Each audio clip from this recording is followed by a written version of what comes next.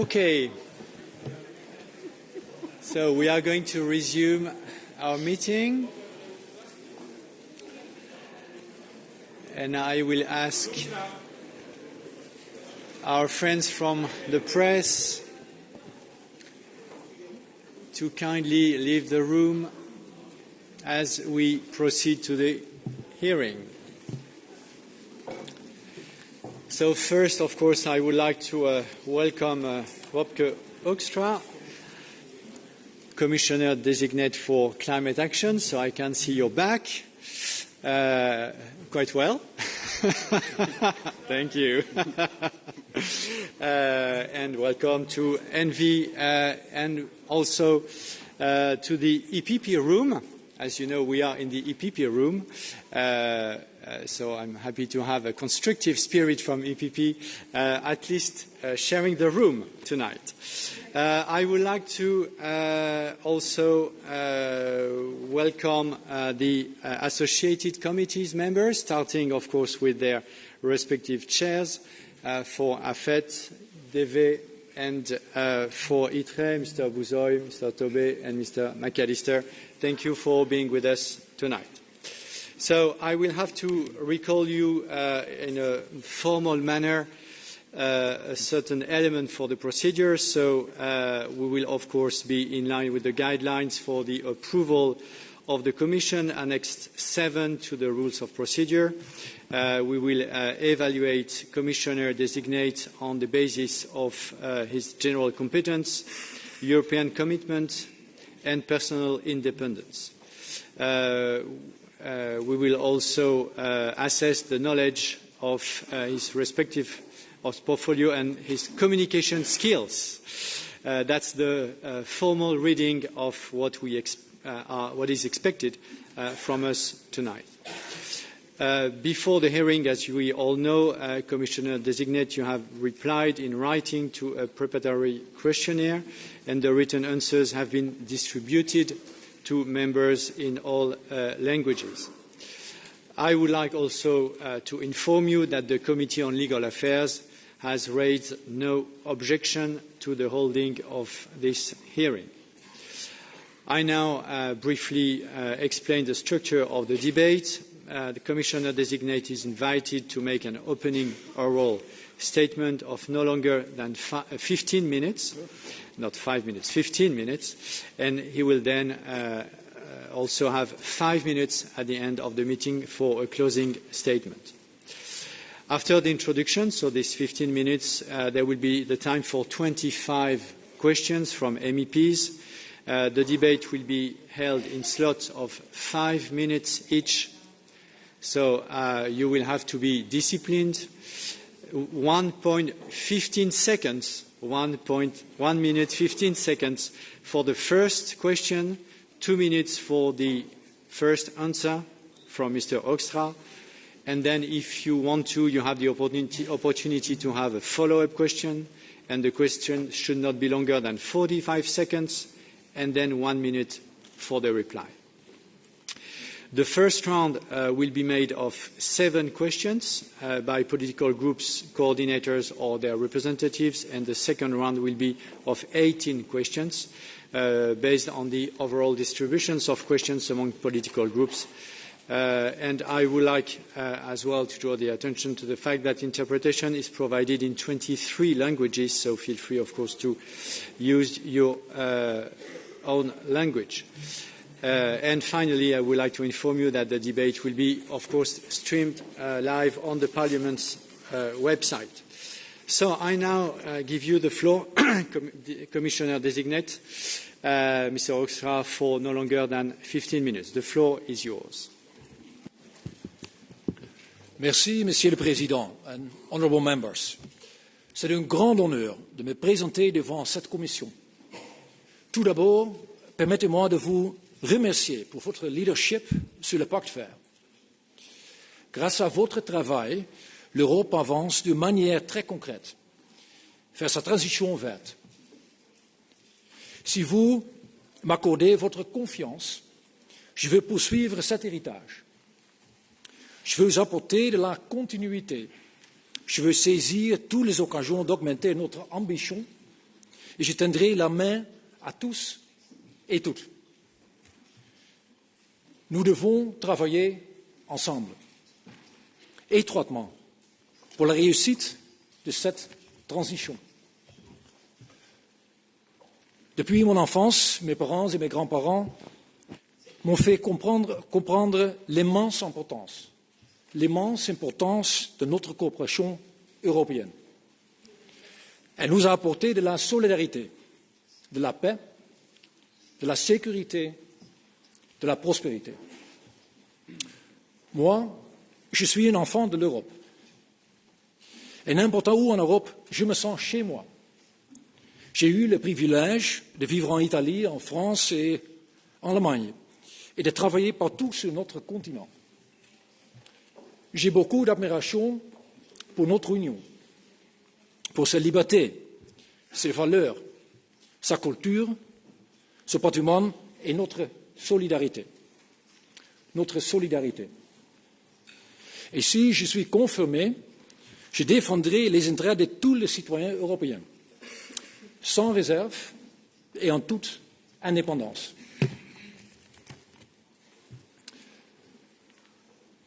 In recent years, we faced many challenges. Financial crises, the pandemic, and Russia's horrible war against Ukraine. And as Minister, I worked closely with colleagues all over Europe on the Capital Markets Union, on shore, and weapons for Ukraine. And I've always tried to bring the national and the European interest together. And yet, I do want to acknowledge that precisely this did not always go well. At the start of the pandemic, I showed insufficient regard for the difficulties faced by some member states.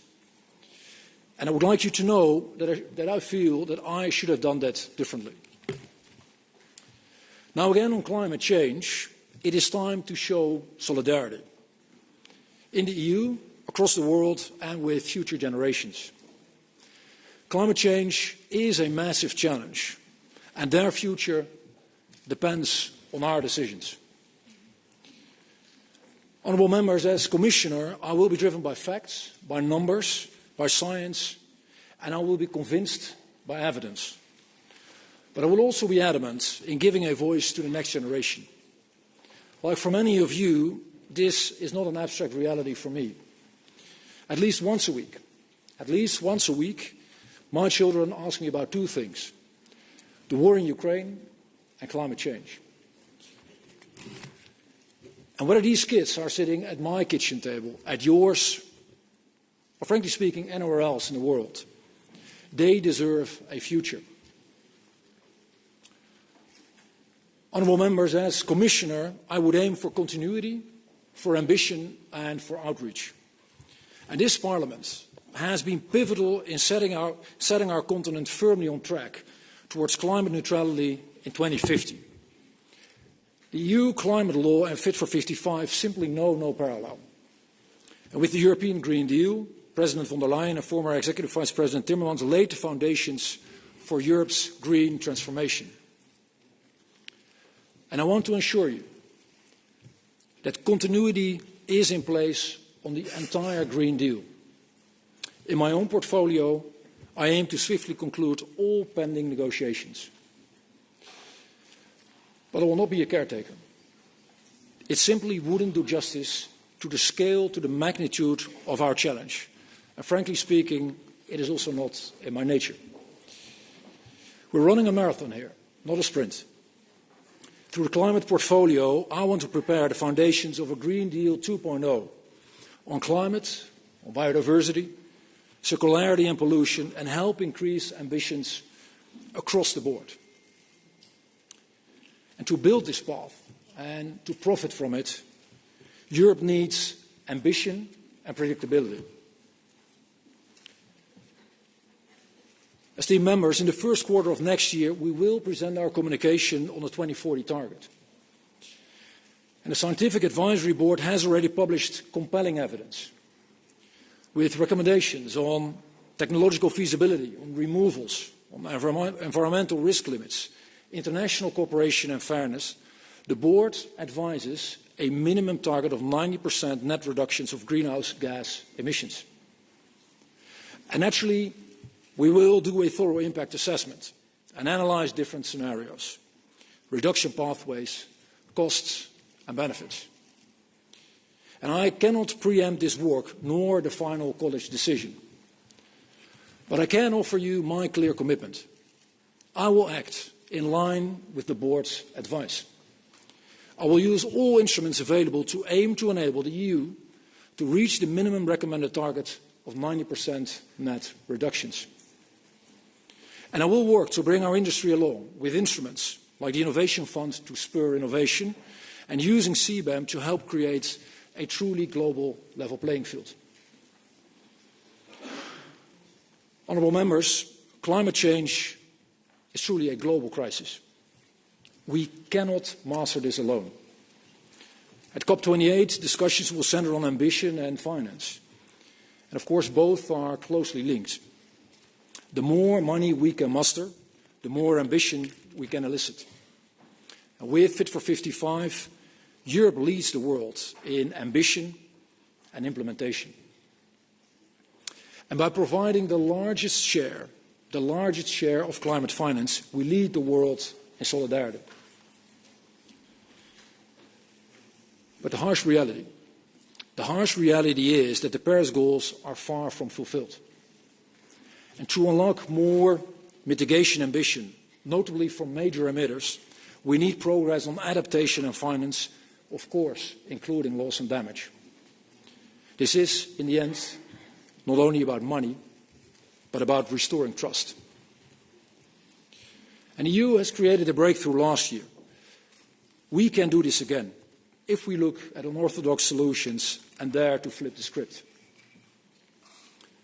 COP28 should be about to operationalise the loss and damage fund and funding arrangements, especially for the most vulnerable. It is doable if we find agreement on the governance and the operating rules. And if this is the case, first pledges will become possible, and I will prepare the ground accordingly. But for structural funding, we need systematic revenue. Ideas from the summit of the new Global Financing Pact last June simply must become a reality. And I will talk to all partners to build a global loss and damage coalition. I want to explore an international kerosene tax, a maritime levy, a fossil fuels tax, and even a share of ETS proceeds. No stone should be left unturned. And still, we cannot leave Dubai without more mitigation ambition, if only because no amount of money can actually pay if the damage will be there and if we overshoot Paris. On ambition, the EU should simply lead by example.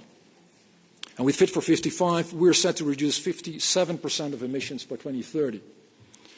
And we must spur additional ambition abroad. I will champion the EU's push to triple global renewable energy capacity, double energy efficiency, and phase out unabated fossil fuels.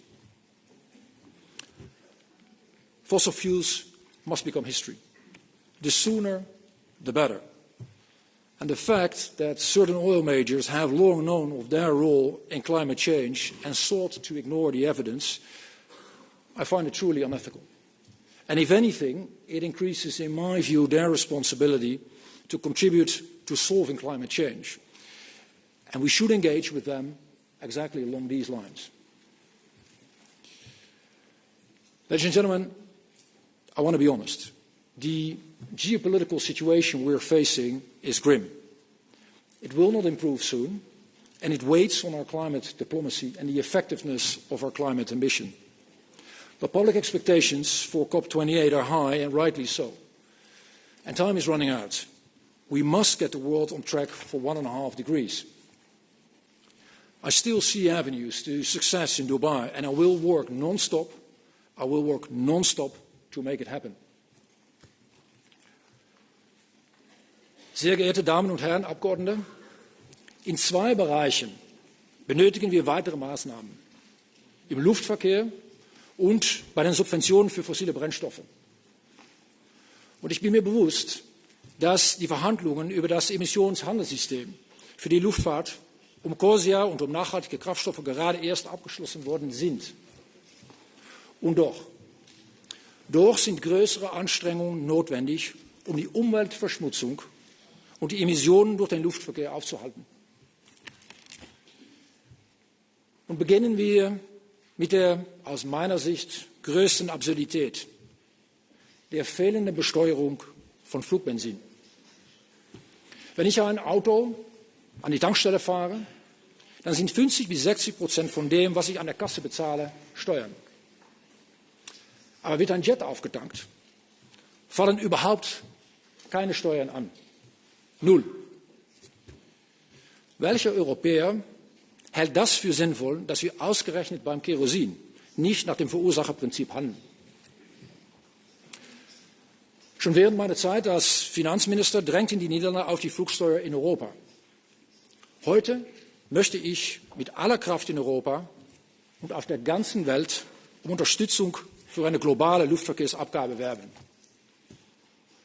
Und wir müssen darüber hinaus endlich die Subventionen für fossile Brennstoffe beenden. Sie sind aus meiner Sicht anachronistisch und kontraproduktiv für unsere Energiewende. Und ich möchte eng mit Kommissar Gentiloni zusammenarbeiten, um die Energiebesteuerungsrichtlinie im Rat voranzubringen. Und natürlich, ich weiß sehr gut, nur sehr gut, zu gut, wie schwierig es sein kann, Steuerpolitik zu verändern. Aber hat Italien mit der globalen Mindeststeuer nicht schon in seiner G20-Präsidentschaft bewiesen, dass es zu schaffen ist? Meine Damen und Herren Abgeordnete, die Klimapolitik ist eng mit den anderen Säulen der Green Deal verbunden.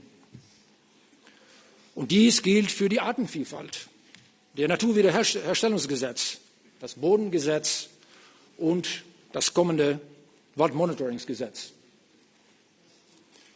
Um unsere Klimaziele zu erreichen, müssen wir den Green Deal vollenden. Unsere Böden, Ozeane und Wälder sind die größten Kohlenstoffsenken. Und eine gesunde Natur wird uns auf unserem Planeten, der immer wärmer wird, einfach kühl halten. Und ich unterstütze Kommissar Sinkevičius voll dabei, unsere ambitionierten Umweltgesetze über die Ziellinie zu bringen. Und ich verspreche, im Klimaressort meinen Teil dazu beizutragen. Vor allem müssen wir eng mit unseren Landwirten zusammenarbeiten. Sie sollten unterstützt werden, nachhaltig zu produzieren, und sie haben einen Anspruch auf ein angemessenes Auskommen. Darum müssen wir unseren Landwirten ein überarbeitetes Geschäftsmodell anbieten. Und dazu werde ich ganz bewusst den Dialog mit der Lebensmittelindustrie und mit den Banken suchen. Honourable members, Europe's green transition is a massive task. It needs the broadest possible support to maintain ambition and to take everyone along. And I will set my own bar high for reaching out, for building coalitions, and for working together. I will work with you, with my colleagues in the Commission, with the Council, with European citizens, civil society and business, and with our partners across the globe. Honourable members, Monsieur le Président, I hope that I've shown you that as a Commissioner my focus would be on continuity, on ambition and on outreach. That will be guided by science and always be the voice of the next generation. Reaching climate neutrality in Europe by 2050 will be a steep climb. And convincing our partners across the world to keep pace with us will, frankly speaking, be even harder. But there's no alternative. And we can get it done together. Thank you.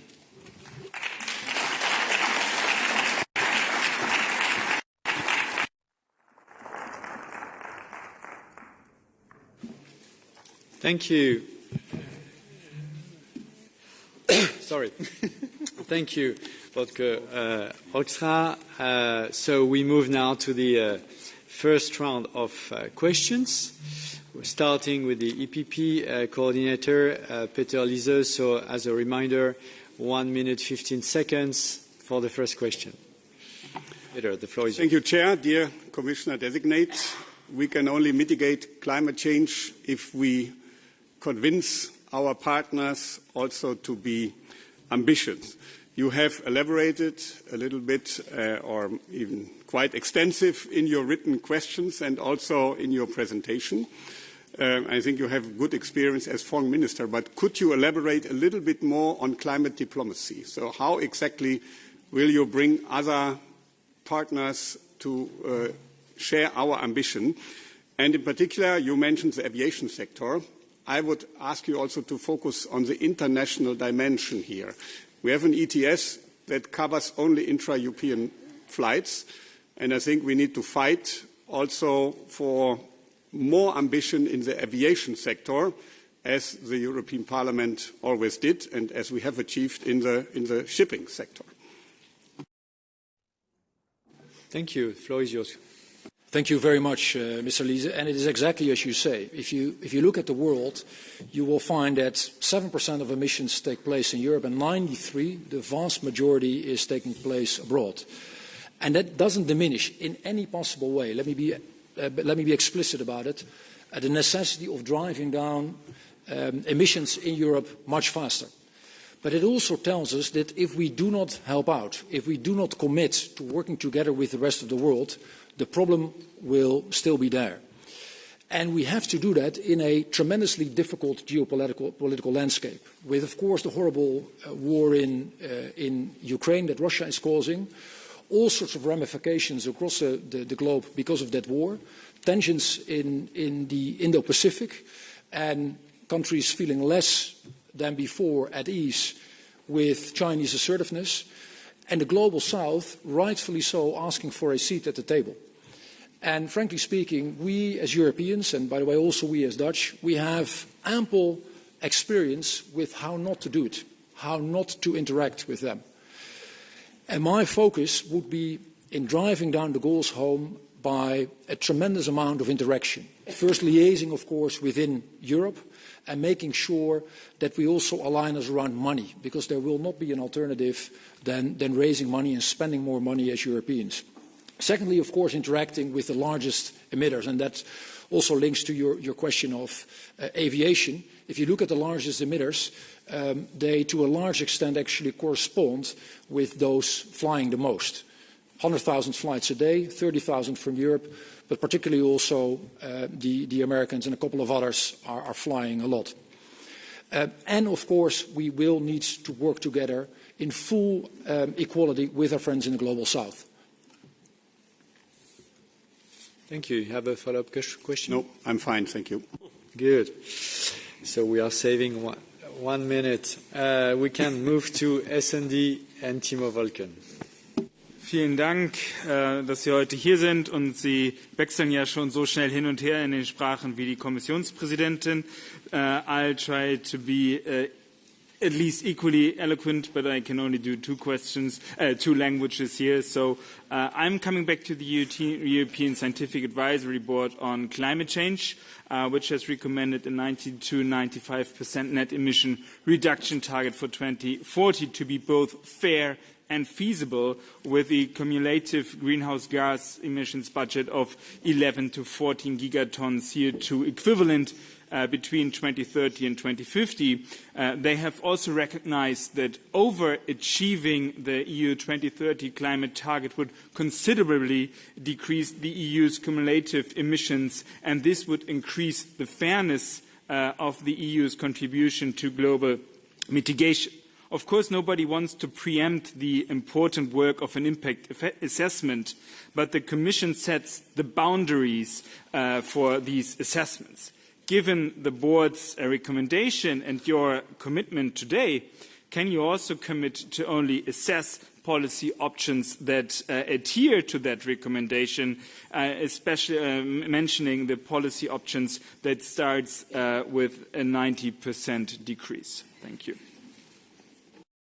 Thank you. Floor is yours. Thank you very much, and also thank you very much for the opportunity to interact before and for your questions, sir.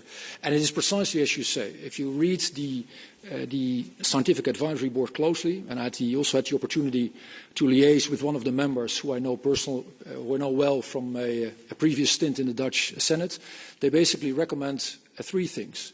One is go for at least 90 in 2040. The second is truly make work of removals, because just cutting down on emissions will not do the work. So that is the second thing they're very explicit about.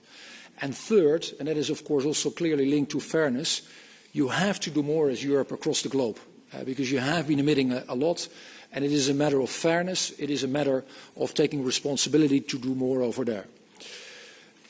On 2030 we are, and I think that is a sliver of good news, we are likely to overachieve 55 and make it to 57.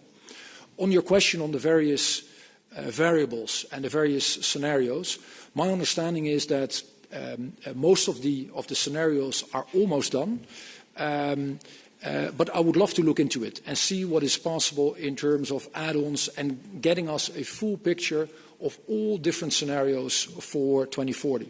And the one thing I wanted to elucidate on is that one of the things the board is actually saying is that there's also a lifestyle scenario. There are three curves in the report, and one of them talks a lot about diminished demand, and that is actually very much related to lifestyle.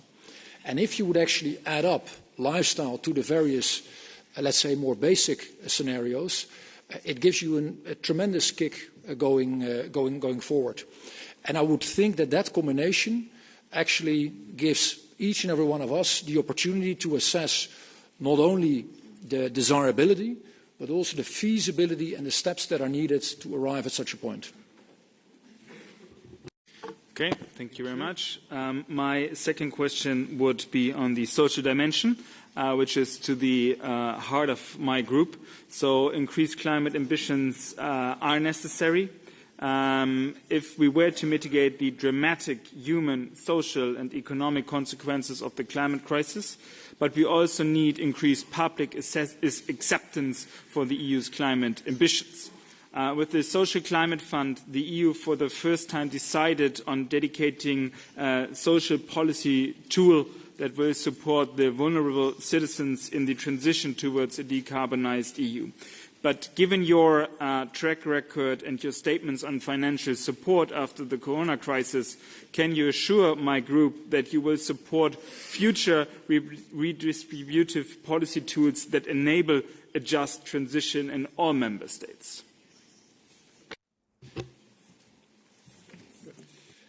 Thank you, and thank you also for allowing me to elucidate on this. I think it is, as you say, the vast majority of our citizens is actually as concerned about climate change as we are and demands action. But it is up to us to actually be a guardian angel for the vast majority who we call the middle class, but particularly for those most in need. And they are actually worried what this might do to their wallet and to their affluence. Now, in many of our regulations in Europe, the MFF, the RRF, the Social Climate Fund, and many of the other regulations we have, there is, for all the right reasons, there is a distribution key, and we're taking into account to make sure that this lands with the people who most need it, and for the right reasons. Now, what I think we need to do is we need to continue with the journey, but at every single step, from a European perspective and from a national perspective, we need to make sure that our people can actually see this through. And yes, the Social Climate Fund now is roughly 90 billion. And of course, it will only get into its existence once the ETS2 is launched. But if it would be necessary to do more to make sure everyone can come along, we should do that. Thank you. Thank you, Chair, and thank you, Commissioner Designate, for being here. You say in your written answers that you aim to adopt the impact assessment and the communication for the 2040 target in the first quarter of 2024. Do you have the backing of the President in this case, and do you get it through the mill before the elections, or is it actually something just sort of meant for the election? And Can you describe the process from now on until the adoption of your 2040 proposal? What role will the Commission play? In which way? How would you have it on board? How will you be able to handle it so that we have it before this mandate is ending? Thank you. Well, thank you very much, sir. Oh, sorry. I should. Oh.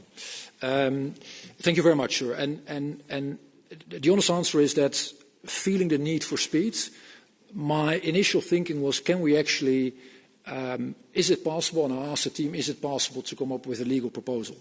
But I think actually their answer was much more balanced than my initial thinking, because what they were saying is, first, this needs to be absolutely coherent and needs to have all the various scenarios, as we just discussed. It needs to have the feasibility analysis, and then it needs to be tabled in the first quarter. Actually, if you look at our climate law, you see that after global stocktaking, within half a year, that is what we are legally required to do.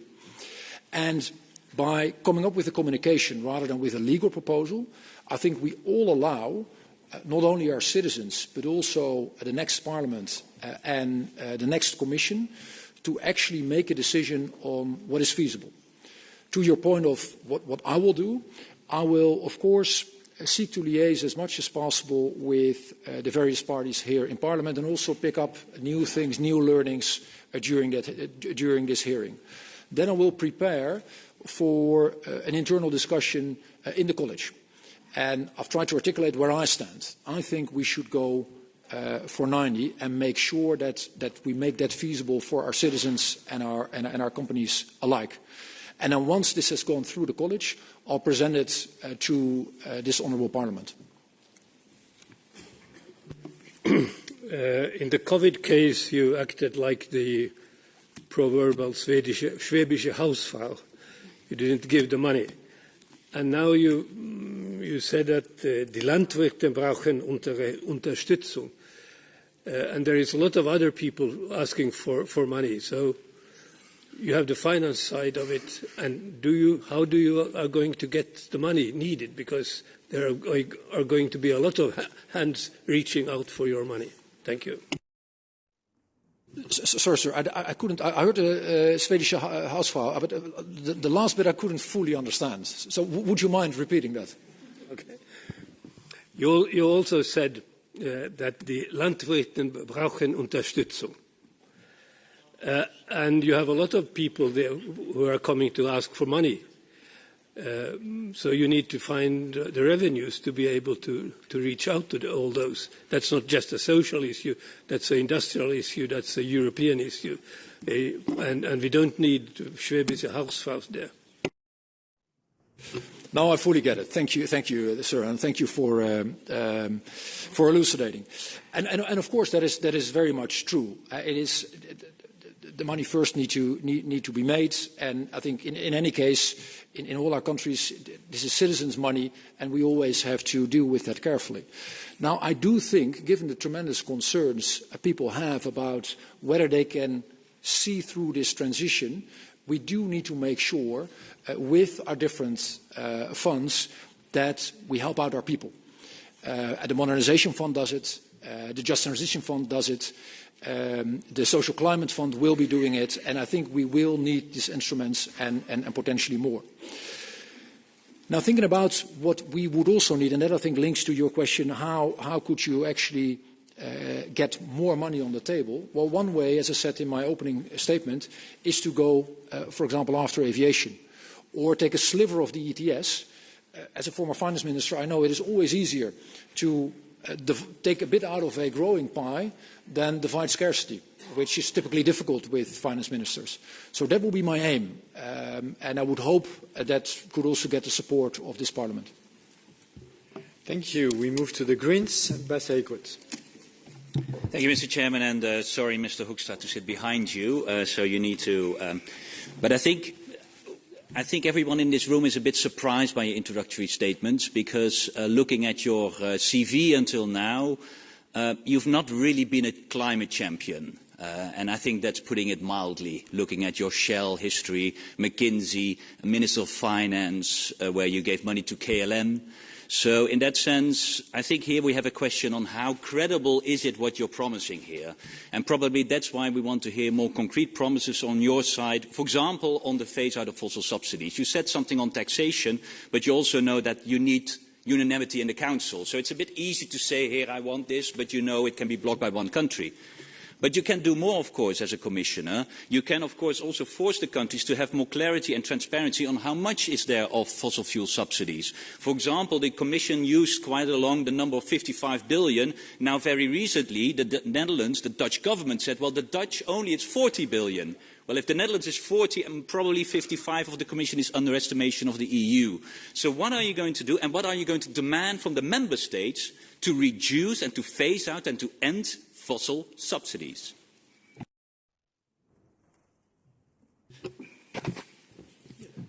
Thank you very much, Mr. Eickhout. And what I would hope is that you would also see that as part of my previous portfolio, coming up with the green bonds as finance minister, being a finance minister who was also part of the Finance Ministers for Action, having helped to create an extremely green coalition agreement in the Netherlands, setting my own party on a different course, that these are all points that hopefully also in your mind point in the right direction. On your question on fossil subsidies, to me there are two parts to that answer. The first is what we can do with our countries. And what I would seek to do is indeed talk to the various countries, make sure we push through this legislation that is lying on the table since 2021 together with Gentiloni. And you are right, the first thing we need is the actual numbers. By the way, the IMF has actually provided these to a large extent. And interestingly enough, the Dutch were higher in their own numbers than the IMF. So we might want to do a bit of additional benchmarking. But you're right, in the end, any individual member state could block that. So the second part of my answer would be to see what we can do in Europe, because we do have a lot more control over our own budget. And having gotten this question from Herr Bloos when we were discussing this as well, I also asked DG Klima, how should we go about this? And they said, well, probably the amount of fossil subsidies is actually very limited. And to the extent it exists, it is probably used to actually speed up the transition. And still, I feel we need to do more. So what I would want to commit to is that we make sure we phase these out and make sure they're no longer part of the next MFF. And I will provide you with an analysis to what extent they actually exist today, knowing that given that we have the do no significant harm principle, that might actually be rather limited compared to member states. So I'm optimistic about it, but I'll provide you with the information and I will make sure and will do everything I can to make sure the next MFF is fossil subsidies free. Any follow-up? I do have a follow-up, yes, because that's for the EU, but you already said that probably that's a lower amount than what our member states are doing. And, for example, the Commission is having a tool of the national energy and climate plans demanding Commission of the different member states climate action to deliver on their targets. Will you commit to, in those plans, also do not accept any plan without a clear phase-out of fossil fuel subsidies in all the member states? And I want to remind that every member state has promised to phase out fossil fuel subsidies. It has been promised by the G20 and the G7. So I think it's about time to act and no more promises. And the Commission has tools to member states to make sure that they act on it. Yeah, and I think, as you say, there are two roads here. One is the one you're suggesting, and I would love to make that happen.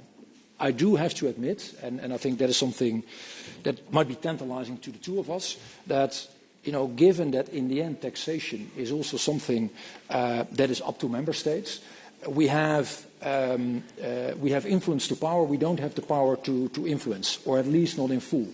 But what I will commit to is indeed do as you say and make sure we are absolutely adamant to the extent we legally can to not include this in the plans the countries hand in. And secondly, to talk to each and every of my former finance minister colleagues and see whether we can actually get that piece of legislation that is now still waiting for us, that is dating back from 2021, and get that back on the table again. So these two things I would want to do. Thank you. We move now to ECR and Alexander Vondra. Thank you very much. So my first question goes to Euro 7. So last week the European Council has adopted the general approach which corrected the original Commission proposal, which, putting it mildly, was not very good. We are now finalising the process also in the European Parliament. So my question to you is whether the European Commission, if you are there, and you personally would be willing, to find a constructive outcome which would not harm neither the automotive industry in this continent facing a huge challenge from China, and also the medium and lower income people who must afford to purchase the new cars. Thank you. Thank you, Mr. von der Leyen. May I briefly salute the tremendous things you did for freedom in the time I was still watching television.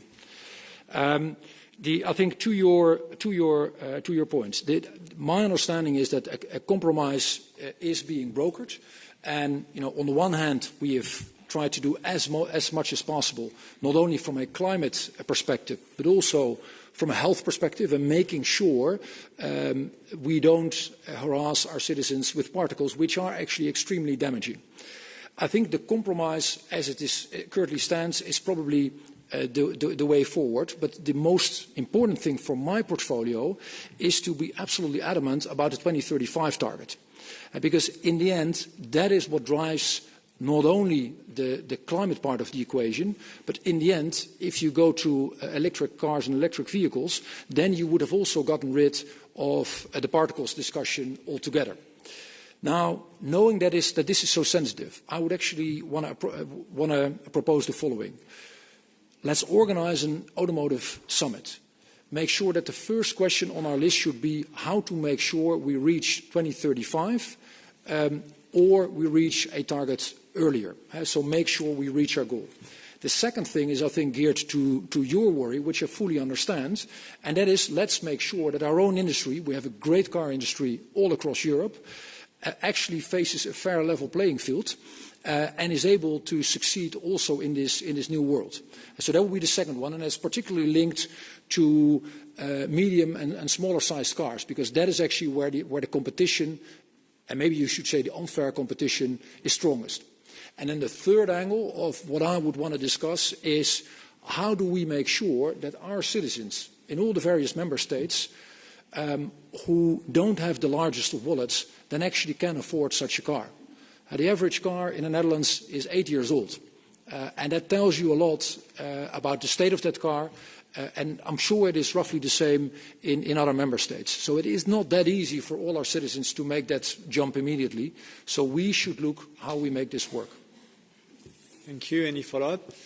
Yeah, maybe a quick question to elaborate further on the exchange on the fossil fuels subsidies. I understand that MFF and all that, but then there are the member states which are facing, the challenges in the area of the energy security. It was, in fact, the Dutch government which put 3 billion euros into the storages of the subsidies. So, some of our countries closer to Russia are facing really challenges here in the area of energy security. And would you be willing at least somehow to understand the member states' needs, especially in the time of the further evaluation of the energy prices, if they decide on their own? Well, maybe I could say something that is linked to your question, but even more fundamental. In the Netherlands, since 2014, probably even earlier, we talked about becoming independent of Russian gas, and the only thing that has happened in the years thereafter is that we became more dependent. And that is why, not only in the Netherlands, but across the Union, and indeed, in particular, these countries very much dependent on Russian gas and oil, had such a massive problem, and why prices went up to such an extreme event. So I do think that in these times of maximum danger, in these extremely troubling times, you always need to take an unorthodox look. And that is, by the way, precisely what the European Union did. The one thing I think we should at the same time all acknowledge is that if you look at our energy prices and you compare them, for example, to the United States, by far the biggest chunk of the difference in price is simply driven by them having oil and gas themselves and by us needing to import it. Far less than 15% of the total package is driven by climate change, and that is or by climate mitigation, I should say, and our measures. And it is important to convey that message because many people actually wrongly think that prices are so high because of our climate policy. No, they're high because we actually wanted to free ourselves of Russian gas and Russian oil. We should have done that a lot earlier. We learned it the hard way, so please let's make sure we don't make that same mistake again vis-à-vis other raw materials. Thank you. We move to Heidi and Silvia Sardone. Grazie. In questi anni sui temi ambientali, dell'energia, dei cambiamenti climatici abbiamo visto molta ideologia e poco pragmatismo. L'uscita di Timmermans in questo senso può segnare un punto di svolta.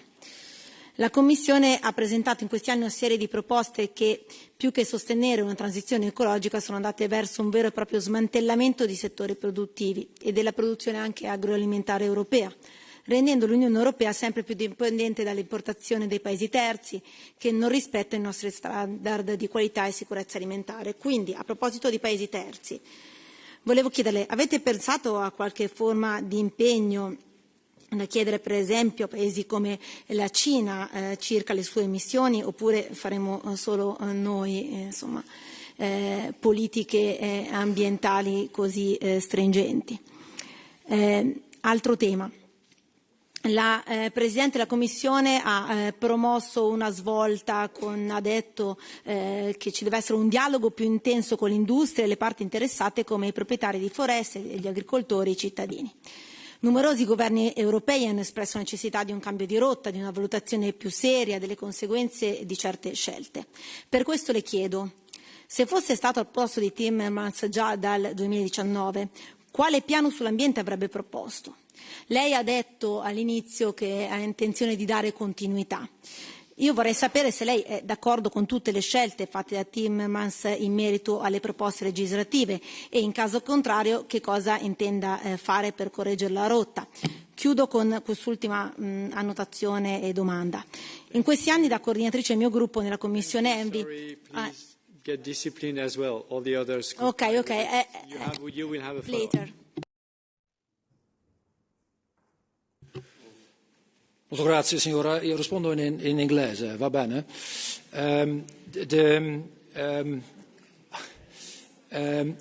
You were asking for pragmatism, and I think that pragmatism and wisdom actually both direct us in the direction of listening to our scientists.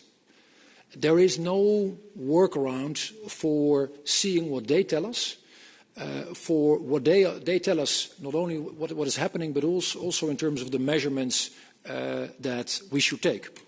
Now, I'm fully with everyone who says that we need to make sure that our people, our farmers, our industry, everyone in the society can actually make this through. Not hiding the fact that the world is changing. It will not stay the way it was.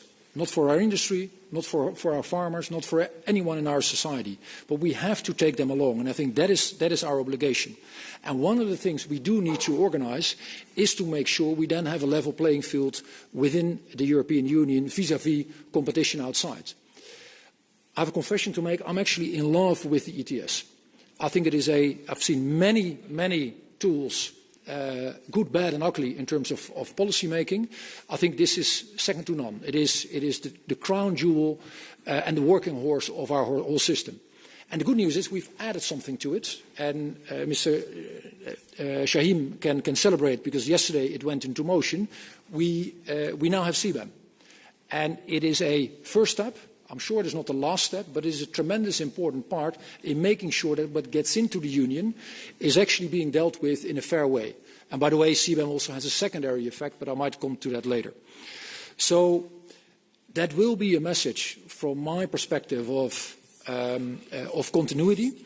I've also tried to articulate how I want to go about with ambition, but also outreach, making sure we communicate, making sure we do this together with all the various aspects of our society, of course, including industry. Thank you for the follow-up.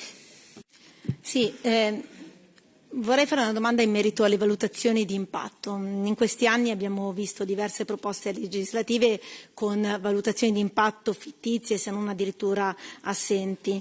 Prima diceva che i suoi figli 2 volte a settimana le chiedono della guerra tra Russia e Ucraina o del cambiamento climatico. Altri figli chiedono se il papà o la mamma avranno ancora un lavoro, perché sull'altare dell'ideologia green si sacrificheranno intere filiere produttive con migliaia di posti di lavoro a rischio. Quindi vorrei sapere quale sarà il suo atteggiamento in merito alle valutazioni di impatto. Grazie. No, thank you, and also thank you very much for elucidating that. You're absolutely right. What concerns most of our citizens the most is the issues most closest to their heart and most pressing on the table in their kitchen, and that is having work, that is making it to the end of the month, and issues related to their own lives. And of course, the large topics we're discussing today do interact with these day-to-day issues with them as well. Now, on impact assessment, my read truly is that we have excellent people working at the Commission. We make use of the very best scientists across the globe, and we will, and to my understanding, we have always done impact assessments, and I will commit to doing this whenever is necessary. The only thing we also have to accept is that, you know, we can all have our own opinions. We cannot have our own facts and our own points of proof. There we at some point simply have to acknowledge what science says, and then it is up to us to decide on policy measures. Molto grazie, signora. Thank you. We move now to the left. Anja Hazekamp. Ja, dank u wel. Welkom, meneer Hoekstra. Uw loopbaan bij Shell en McKinsey, uw ministerschap en uw partijleiderschap bij de Christen-Democraten zijn ronduit schadelijk geweest voor het klimaat. Uw partij heeft van Nederland een van de meest veedichte landen ter wereld gemaakt, met desastreuze gevolgen voor dieren, de natuur, de omwonenden en het klimaat. U blokkeerde als minister eigenhandig het inkrimpen van de Nederlandse veestapel. Ten koste van het klimaat, ten koste van die natuur en ten koste van dieren. In Europa worden jaarlijks ruim 8 miljard koeien, konijnen, schapen, varkens, kippen en andere dieren geslacht voor de voedselproductie. En dat veroorzaakt niet alleen enorm veel dierenleed en natuurschade, maar ook gigantisch veel broeikasgassen en ontbossing. En de klimaatcommissaris gaat de klimaatdoelen voor 2040 opstellen. Erkent u dat u daarin ook de productie en consumptie van vlees en zuivel drastisch zult moeten beperken om de klimaatdoelen in zicht te krijgen? En heeft u het lef om als klimaatcommissaris een echte transitie in de landbouw in gang te zetten? Om de boeren, een transitie die boeren helpt om zonder miljarden dieren binnen de draagkracht van de aarde een goede boterham te verdienen. Dank u wel. Mevrouw Hazekamp, dank u wel. Ik merk dat uw waardering voor mijn inspanningen tot nu toe nog verder aan kracht kan winnen. Maar daar zal ik uiteraard mijn best voor blijven doen. Ik zal het u besparen om nog eens een keer toe te lichten waarom ik echt denk dat het inmiddels demissionaire kabinet veel heeft gedaan, ook op mijn instigatie, juist op het gebied van het tegengaan van klimaatverandering. Maar ik vind wel dat u een zeer terecht punt raakt. En zoals ik net zo even ook al heb gezegd, voor geen van de sectoren is er hier een way out. Dat geldt voor ons allemaal, dat geldt voor de industrie en dat geldt dus ook voor de boeren. De realiteit is, het zal niet blijven zoals het was. De manier van boeren, en zoals we die nu kennen, die zal in Nederland, andere landen ken ik minder goed, maar ik vermoed ook daar, die zal veranderen. En die zal duurzamer moeten. Daar zal er veel meer aandacht moeten zijn voor bijvoorbeeld landschapsbeheer. En hoe om te gaan met de natuur. Mijn ervaring is, en ik ben de afgelopen jaren heel veel op het boerenerf geweest, dat het gros van de boeren dat ook ziet. En duidelijkheid verwacht van ons. En uiteindelijk veel meer bezig is met hoe zelf een toekomst te hebben, hoe zelf ook een boterham te kunnen verdienen, dan met het aantal koeien of varkens wat in de wei of in de stal staat. En daarom denk ik ook dat die transitie wel degelijk, zal niet makkelijk zijn, maar die wel degelijk mogelijk is. Ik denk overigens dat zo'n aanpak, waarbij minder vele resultanten is in plaats van een vooropgelegd target, dat uiteindelijk te prefereren is boven dat top-down opleggen. Dat heeft eigenlijk de Nederlandse situatie van de afgelopen 2 jaar ook laten zien. Ja, het zal u niet verbazen dat ik dit een vaag en teleurstellend antwoord vind, waarbij u uw eigen verantwoordelijkheid ook niet neemt. Ik ben daar ook eigenlijk niet verbaasd over, want uw partij zet alles op alles om het urgente klimaatbeleid, inclusief natuurherstel, te ondermijnen. In haar conceptverkiezingsprogramma staat zelfs dat ze geen uniforme natuurherstelwet wil. En ik citeer, die een nieuwe stikstofcrisis kan zijn voor een dichtbevolkt land als Nederland.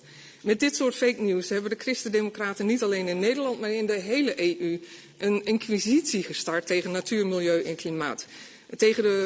Terwijl we weten dat voedselzekerheid niet mogelijk is zonder natuur en biodiversiteit.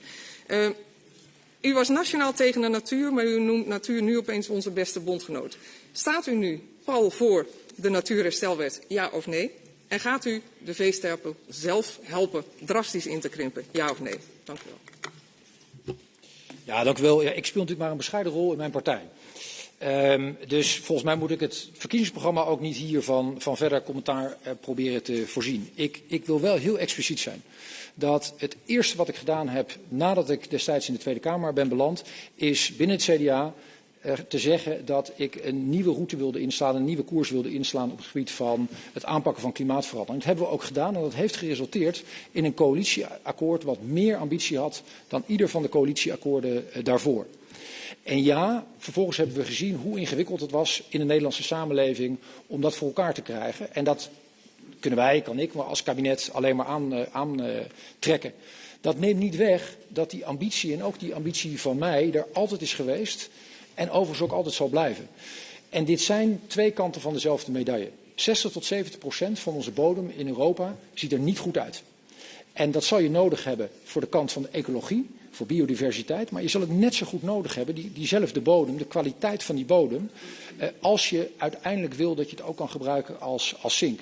Dus wij maken een artificiële scheiding als mensen tussen klimaat, natuur en gezondheid. Maar buiten in de echte wereld hoort het allemaal bij elkaar. En ik zal er dus ook vol voor staan en ik zal commissaris Sinkevicius daar ook van harte in ondersteunen.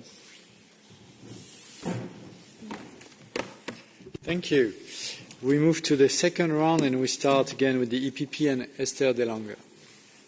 Yes, thank you, Commissioner Designate. Let's talk about energy. Right in front of you. Let's talk about energy, because we can only achieve our climate ambitions with a good strategy for the energy transition and the availability of energy.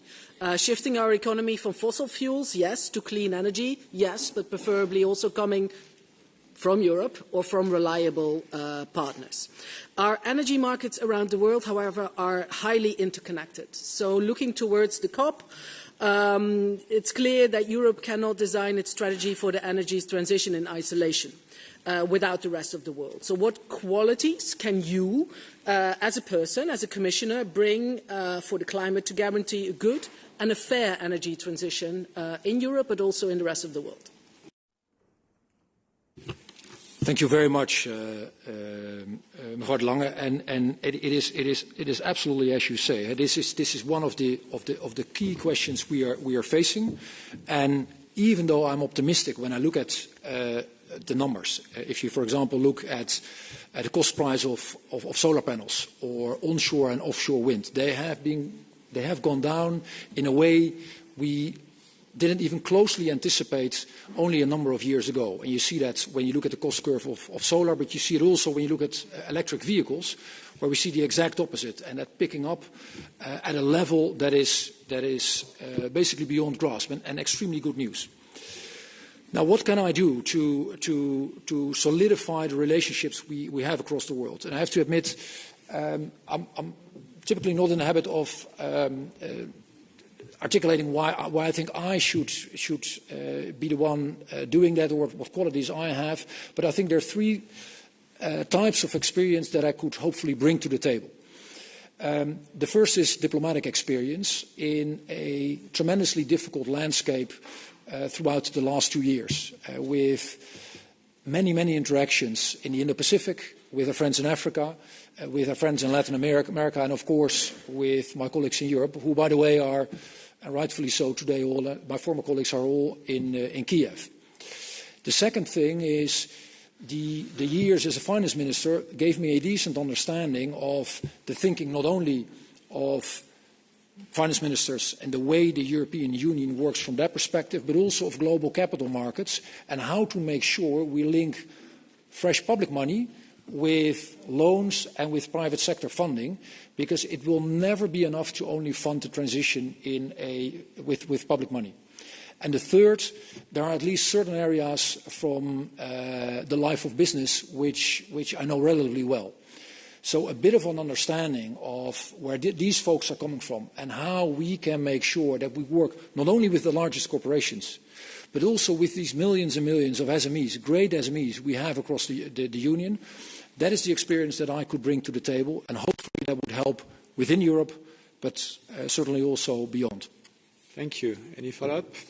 Yes, I was triggered by the fact that in this room there's already now 2 men who are in love with the ETS. One is sitting next to me, one is the candidate commissioner. I think that's too many, although the ETS, of course, is a brilliant system. But let me ask a question about the ETS revenue, because you mentioned that you could foresee a slightly bigger part of ETS revenue to go to the European and international climate agenda, if I understood you correctly. Of course, the European Parliament will be very keen to know whether that is the part of the national revenue, which is the biggest part of the ETS revenue, or that tiny budget that we have at a European level.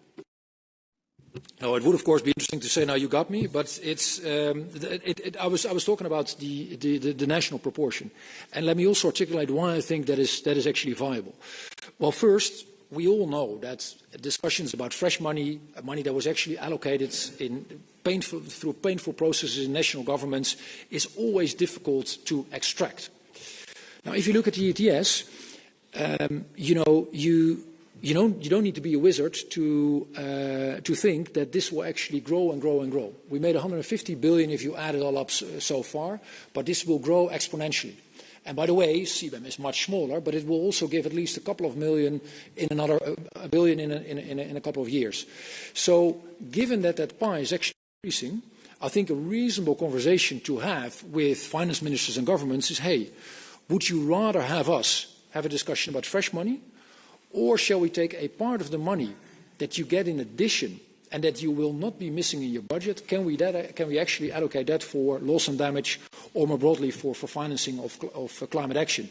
And I think that is actually a very decent proposal, and given the size of the ETS, it is also very substantial. Thank you. So we move to Mohamed Shaim for SND. Dank u wel, voorzitter. Welkom, kandidaat-commissaris. Onderzoek na onderzoek toont aan, natuur en klimaat zijn twee kanten van dezelfde medaille. Als het klimaat verslechtert, verdwijnt de natuur en zonder gezonde natuur kan het klimaat niet herstellen. En toch heeft Manfred Weber, de leider van het Europese CDA, ze uit elkaar getrokken. Hij wil de natuurherstelwet tegenhouden, ondanks duidelijke afspraken, ook met de Christen-Democraten, om samen de Green Deal uit te voeren en zo onze klimaatdoelen te halen. En ook u, meneer Hoekstra, kent het verleden met het niet nakomen van politieke afspraken. U verklaarde eerder de gemaakte afspraken rondom stikstofnormen niet heilig. U had volgens u natuurlijk een bescheiden rol in het CDA, 2 keer minister en 1 keer partijleider. Maar u zette Nederland op slot. En ook uw handelen rondom het WK in Qatar was op zijn zachtst gezegd dubieus. Economische belangen wegen blijkbaar voor u zwaarder dan mensenrechten of klimaat. Dat roept bij mij de volgende vraag op. Is de natuurherstelwet een essentiële voorwaarde voor het halen van onze klimaatdoelen? En in deze context, hoe ziet u dan de oproep van de heer Weber en uw politieke familie om een pauzeknop in te drukken voor het klimaat? Neemt u hier afstand van? En 3, in het kader van het bewust terugkomen op gemaakte beloftes. Hoe kunnen we vandaag ervan op aan dat alles wat u hier verklaart wel heilig is? Dank u wel, meneer Sim. En dat vraagt om dat we nog even teruggaan naar de Nederlandse politiek. En misschien dat ik het ook op een Nederlandse manier, met een Nederlands gezegde onder woorden mag brengen. In Nederland heb je het gezegd dat hoe dichter bij de kroon, hoe minder partijman. En dat slaat natuurlijk op onze monarchie. Maar daarmee wordt tot uitdrukking gebracht dat onafhankelijkheid verwacht wordt van ministers. En analoog mag je ook zeggen van een commissaris. En ik ben ook expliciet geweest, ook in de gesprekken die ik zelf van tevoren heb gevoerd, dat ik dit wil doen, omdat ik met volle ambitie invulling wil geven aan deze portefeuille. En ik heb zo even tegen mevrouw Hazekamp gezegd, en dat herhaal ik graag, dat wat mij betreft dit niet alleen twee zijden zijn van dezelfde medaille, dat eigenlijk je moet kijken naar de driehoek klimaat, biodiversiteit en gezondheid. Want die raken heel vaak alle drie aan elkaar. En daarom vind ik ook dat, en u kunt mij uiteraard meer afrekenen op datgene wat echt in mijn portefeuille zit, maar dat ik daarnaast, of het nou gaat over pesticiden of over dierenwelzijn, of over de wolf, of welk onderdeel van de gevoeligheden dan ook die bij de collega's spelen, dat ik de collega's daar ook op ten volle zal ondersteunen. Misschien dat ik nog één ding mag zeggen toch over Qatar. Want het Nederlandse parlement, en dat was goed recht, is volgens mij de enige of misschien één van de twee in de Europese Unie geweest die heeft gezegd, wij vinden het niet verstandig als er een afvaardiging van het Nederlandse kabinet naar het WK gaat. Ik vond, de minister-president vond, het kabinet vond dat onverstandig. Omdat diplomatie er uiteindelijk om gaat. Dat je juist ook het gesprek aangaat met degene met wie je het fundamenteel oneens bent. En ik ben dus inderdaad om die reden na het WK naar Qatar gegaan. Heb daar niet over geld verdienen gesproken. Wel over mensenrechten. En dat is, vind ik, terecht een kernonderdeel van het Nederlandse buitenlandbeleid. Maar het is ook een onderwerp waar mogelijk ik ook altijd naar voren zou willen brengen. Mocht ik deze rol krijgen. Want mensenrechten in Nederland en in Europa en in ieder van die 27 lidstaten, dat is het fundament waarop deze Unie gebouwd is.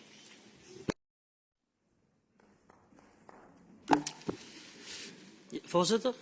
Ja, ik moet toch even door op de laatste vraag waar ik geen antwoord op heb gehad. Want ik hoor je natuurlijk heel veel beloftes maken voor het klimaat. En ik denk ook dat dat het minste is wat we kunnen verwachten van een klimaatcommissaris. En toch denk ik ook dat u hier een beetje terugvalt op uw rol als consultant. Waarbij u goed begrijpt wat de zaal wil horen en daar natuurlijk ook op acteert. Want het gaat er uiteindelijk om, en dat is een heel belangrijk punt van vandaag, het gaat om uw geloofwaardigheid en daarmee ook onze geloofwaardigheid. Want het is heel erg ingewikkeld om iemand te nomineren als klimaatcommissaris, wetende dat u KLM een blanco cheque hebt gegeven, zonder enige sociale vergroeningsvoorwaarden. Dus hoe denkt u dat in te vullen? En een ander punt, voorzitter. Een van de belangrijkste onderwerpen al jaren op de klimaattop is die internationale klimaatfinanciering. En vooral het schade- en herstelfonds. En het is geen geheim dat u als Nederlandse minister dit fonds niet van harte steunde. En nu moeten we zien als voorvechter hiervoor. Iemand die andere landen gaat overtuigen. Hoe, voorzitter?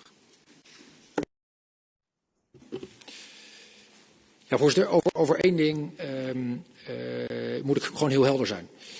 Ik ben hier volstrekt transparant en helder over wat mijn ambitie is op deze portefeuille. En als ik het mezelf makkelijk had willen maken, dan had ik nog een half jaar, of gegeven de Nederlandse traditie, misschien een jaar demissionair minister kunnen blijven. Maar ik ben tot op het bot gemotiveerd voor de grote opgave die hier ligt. En ik ga ieder van die punten die ik genoemd heb in de speech of in deze hearing, daar gaan we vanaf morgen mee aan de gang. Dat geldt voor aviation, dat geldt voor de dingen die ik heb genoemd op ETS en op CBAM, dat gaat over het geld. Dat gaat over ieder van die onderdelen, daar waar ik zelf invulling aan kan geven, daar zal ik follow-up op geven. En dit parlement, en u in het bijzonder, hebt dan iedere dag van de week de gelegenheid om mij de maat te nemen en te zien of ik dat wel of niet doe. Overigens zou ik hopen dat u herkent dat zowel mijn rol als minister van Financiën, als minister van Buitenlandse Zaken, ik daar op proactieve manier invulling aan probeer te geven. Omdat ik vind dat je daartoe geroepen bent als je het gegeven is om een ambt als dit te vervullen. Dus dat zal ik doen. En dat zal ik dus ook zeker doen op het gebied van climate financing. Waarom? Omdat ik ervan overtuigd ben dat uiteindelijk dat gaat over veel meer dan alleen maar geld. En het is geen verrassing. Er is heel veel meer geld nodig vanuit de Europese Unie. De komende jaren. Leningen, fresh money, onderdelen van het ETS en vermoedelijk nog meer. Maar het gaat uiteindelijk voor de Global South over iets groters. Het gaat over vertrouwen.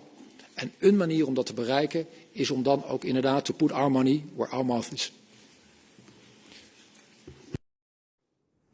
Thank you. We move to a non-Dutch member of the European Parliament. They are. Soraya Rodríguez Ramos from Renew. Aquí, en español.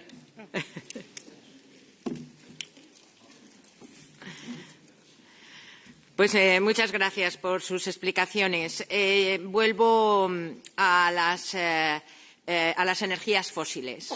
Como sabemos muy bien, el mercado financiero está muy lejos de estar cerrado a la financiación de los combustibles fósiles y también por su experiencia sabrá que desde 2016 más de 400 bancos han financiado más de 1.666 operaciones en las 222 empresas en las que se incluyen las más contaminantes del planeta. Una sola cifra representa muy bien que no solamente no estamos haciendo lo que debemos, sino que vamos en la dirección contraria. La emisión de bonos para estos proyectos de ampliación de combustibles fósiles representa hoy más del 52% de toda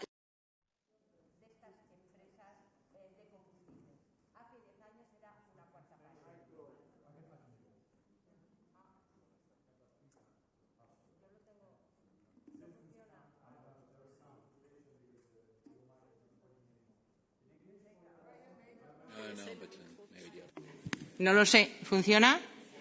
Pero no sé dónde me he quedado. ¿Empiezo? No. The very end. I mean, the last 20 seconds. Bueno, quisiera preguntarle, comisario, tenemos la COP28, es fundamental este tema, y me gustaría saber qué propuesta va a llevar usted como Comisión Europea en términos de plazos concretos para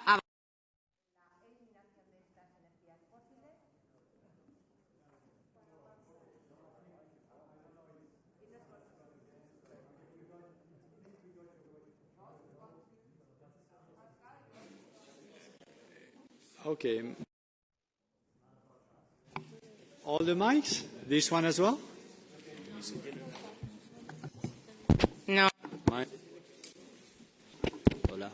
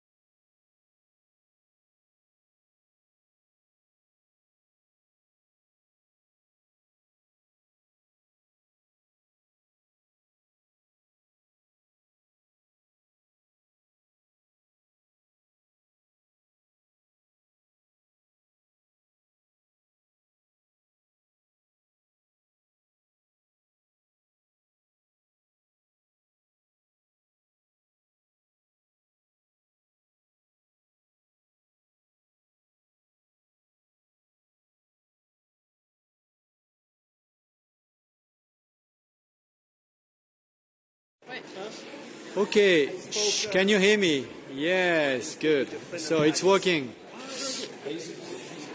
It's working again. So please get back to your seats. And Soraya, if you could just summarize the last 3 or 4 sentences so that we can start again with the answer.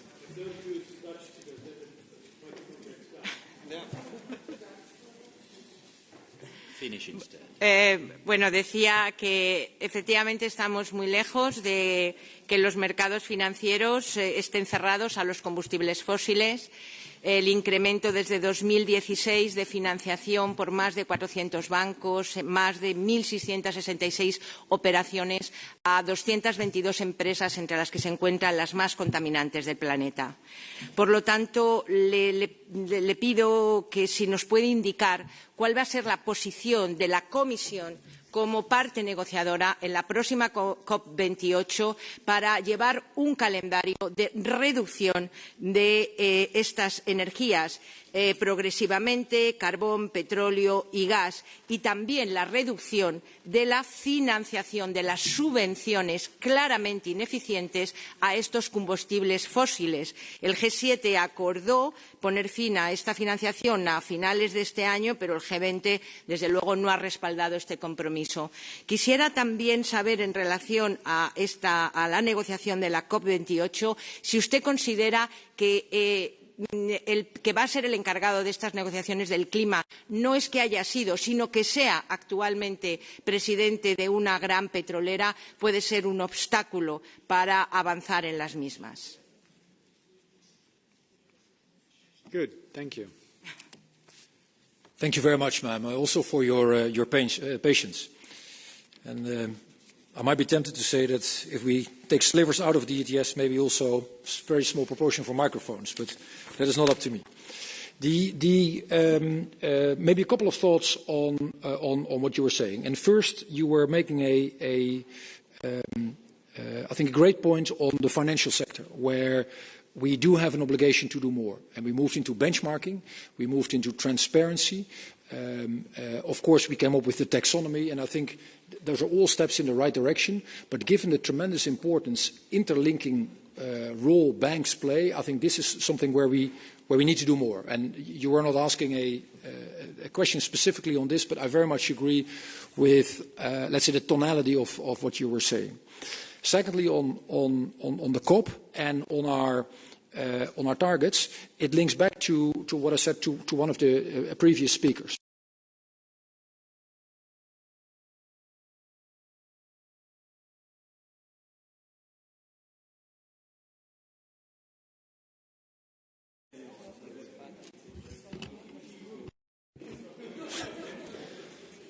Well, as long as it does, it works. It works. Shall I continue?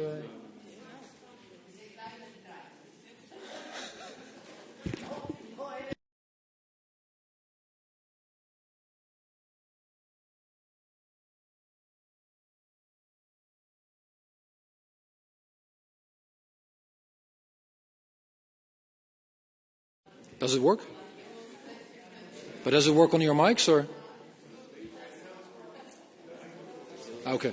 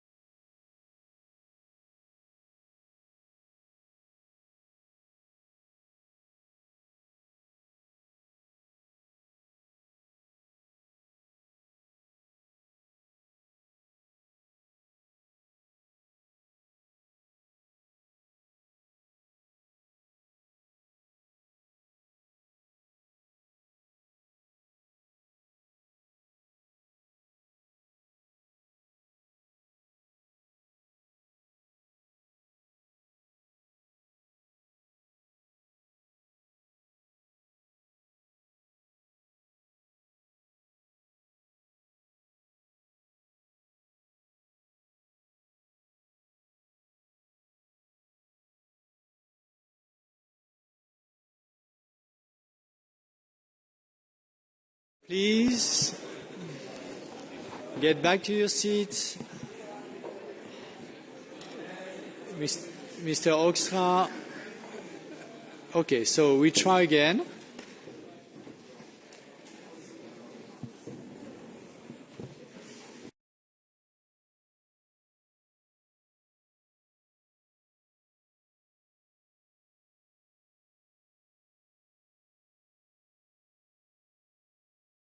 Okay, so we try again, and if ever it fails again, then we have a real problem, because there is no plan B. So let's try to be positive, and let's pray for this system not to break down. Mr. Commissioner Designate, the floor is yours. Thank you, and once again, ma'am, thank you very much for your question. And just even if it is only for myself, it was divided into three buckets. It was about the financial sector, it was about COP and how there to commit ourselves to driving down fossil fuels, and third was about Shell and me, which I would also like to address openly. And Mr. President, I hope it's okay that I start anew with each of the buckets. On your financial comments, I very much agree. And we did come a long way, actually, in a relatively short term recently, in beefing up our expectations from the financial sector in terms of transparency, in terms of the taxonomy, in terms of benchmarking. And that is also all the more important given that the financial sector is so extremely important all across industries.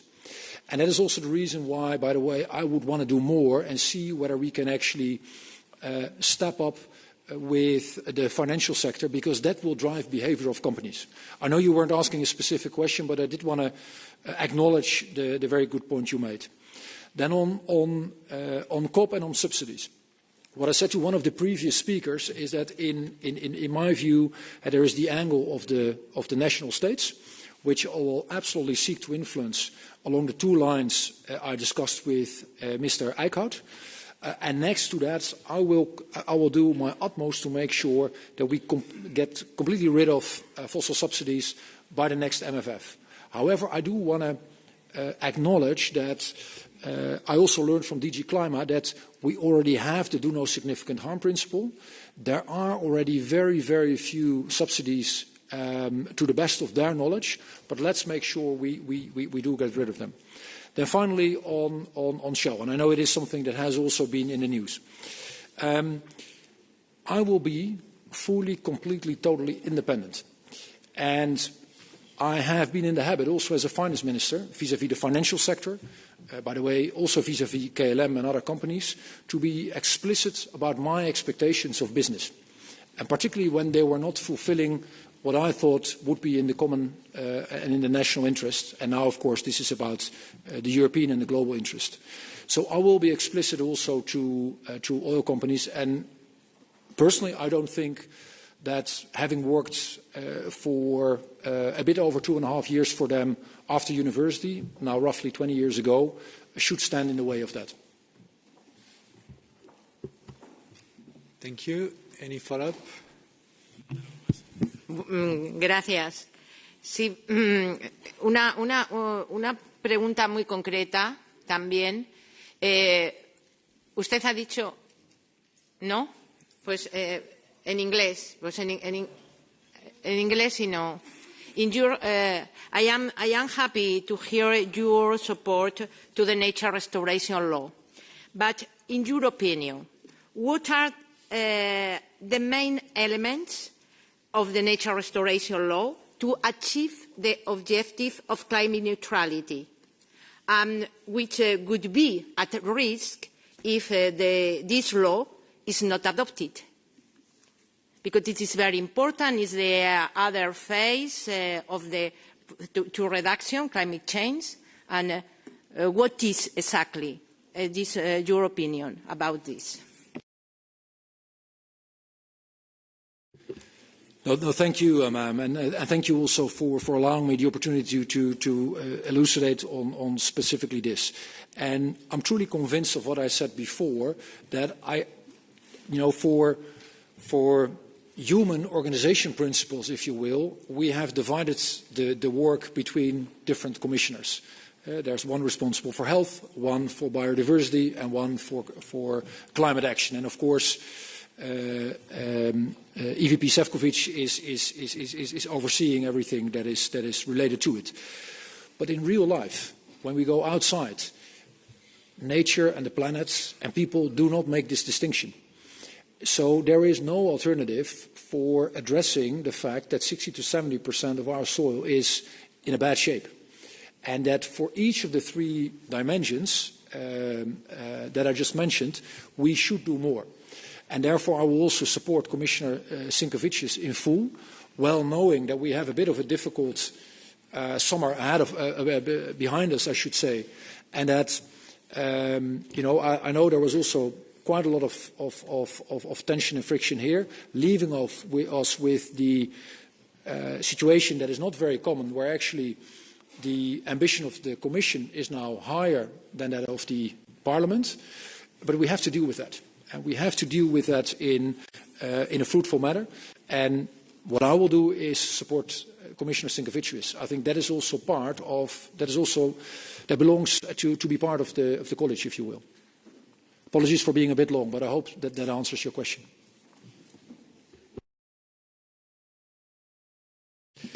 Thank you. So we move now to Bernier Weiss from EPP. Thank you so much. Dear Mr. Hofstadt, the European climate law was adopted in the Parliament in June 2021 and provided the establishment of a European Scientific Advisory Board on Climate Change, a panel consisting of 15 independent scientific experts from a broad range of disciplines that evaluate policies and identifies actions to successfully achieve our climate targets. When the Scientific Advisory Board came to the Parliament a few months ago, they said that they are now working to publish a report, a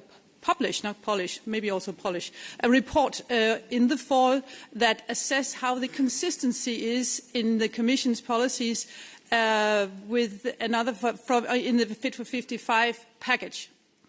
How do you expect to take into account the work and recommendations from this report? How closely are you considering to implement their advices? Because for the EPP, it is important that this is done in the way that we create, not destroy, jobs and economic opportunities in Europe. We want Europe to scale up its innovation and remain competitiveness. So I would like to ask you, how will you take on board also these very valuable recommendations on the consistency of the Fit for 55 files? Thank you so much. Vielen Dank, Frau Weiss. Und vielleicht ist es am einfachsten, wenn ich es auf Englisch mache. I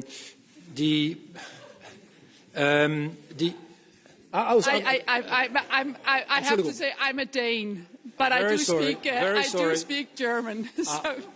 Tut mir wirklich leid, das hätte ich wissen müssen. Deep apology. It happens to the Dutch all the time, by the way. So I know a bit of the feeling, but apologies, ma'am. To your question, because I think it is precisely as you say. The advisory board is very explicit about these three different targets, and as I said before, I truly believe we should reach all three of them. But our obligation is to take our people and our industry and our business along. Now, if you zoom out and you look at this from a macroeconomic perspective, most economists actually think that yes, whilst this whole transition will completely change the structure of our economy, we can actually make sure we do that by keeping roughly the same number of jobs and same economic output. But it does require action. And one of the things I think we need to do, also looking at the US and their IRA, is making sure that we not only have sufficient funding through the Innovation Fund and beyond, but also speed up the delivery. So one of the things I plan to do is look at the Innovation Fund, but also beyond that, the scope of all our innovation money, and see whether we can land it at business more quickly than we currently do. That will be one. The second thing I wanted to mention, if I may, ma'am, is that we often talk about the largest corporations, and that they are very much the focus also of this conversation. But if you look at our economic infrastructure, you see that we have millions and millions of outstanding SMEs all across the various countries of the Union.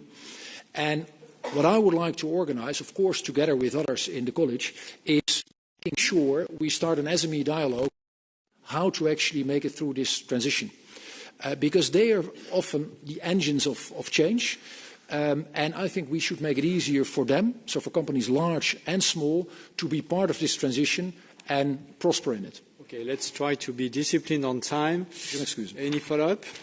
Yes, I do, and thank you so much, Mr. Hoekstra, for speaking to my SME heart, having had my own company for 10 years before joining this parliament.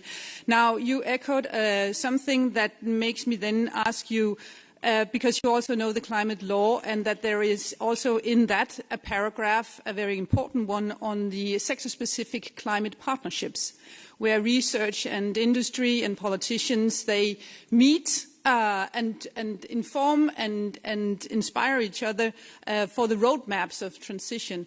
We haven't seen in the legislative packages put forward since then, in 2021, the climate law came, actually specific proposals that shows how the Commission is delivering on this promise in the law to create these sector-specific climate partnerships. Can you tell us what you will do for the next 6, 8, 9 months ahead of you to deliver? Thank you. Well, I think it is an excellent point, and I would love to make that happen and see whether we can get that dialogue started, whether we can actually set this up in a way precisely as you mentioned, and ideally, actually, that is something we do in the first quarter, so we make work of that right in the first quarter. And I would then also have the ambition to table a proposal, and of course that is up to the next Parliament and the next Commission whether they would actually like it, but at least that intellectually we have a way forward to continue to have this dialogue. So not as a one-off, but as a continuum, if you will. And once again, apologies for the using the wrong language, ma'am. So we move to French. Marie Toussaint from the Greens.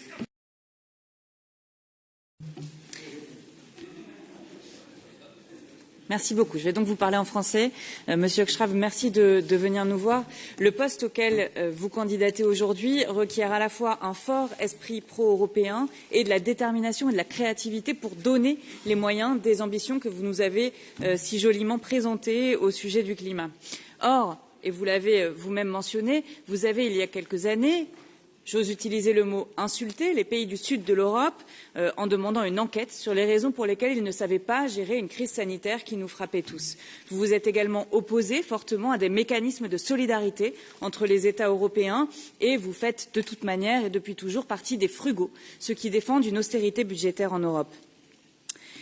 Mais vous le savez, nos objectifs climatiques requièrent un investissement européen conséquent, immédiat et de long terme si nous voulons nous donner la moindre chance de respecter nos objectifs climatiques.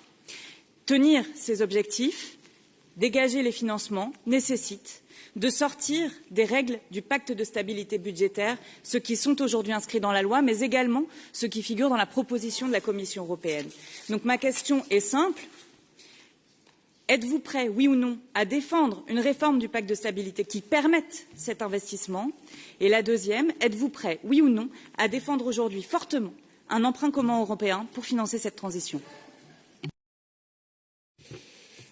Merci, Madame. And maybe you would allow me to answer along 3 different lines.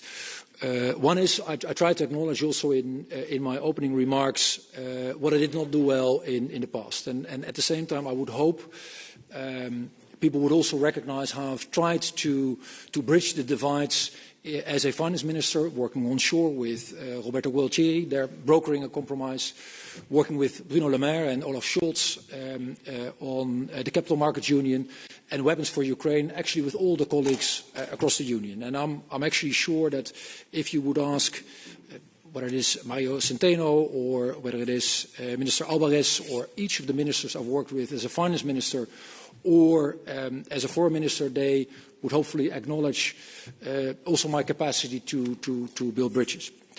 I think on your question related to investments and the SGP, I'm actually going to make it even wider.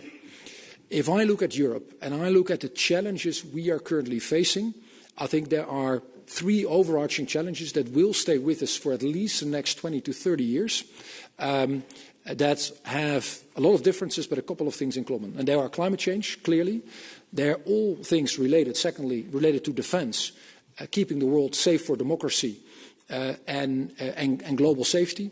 And the third is the dramatic technological disruption that is going to reshape our lives in a way at least I cannot comprehend.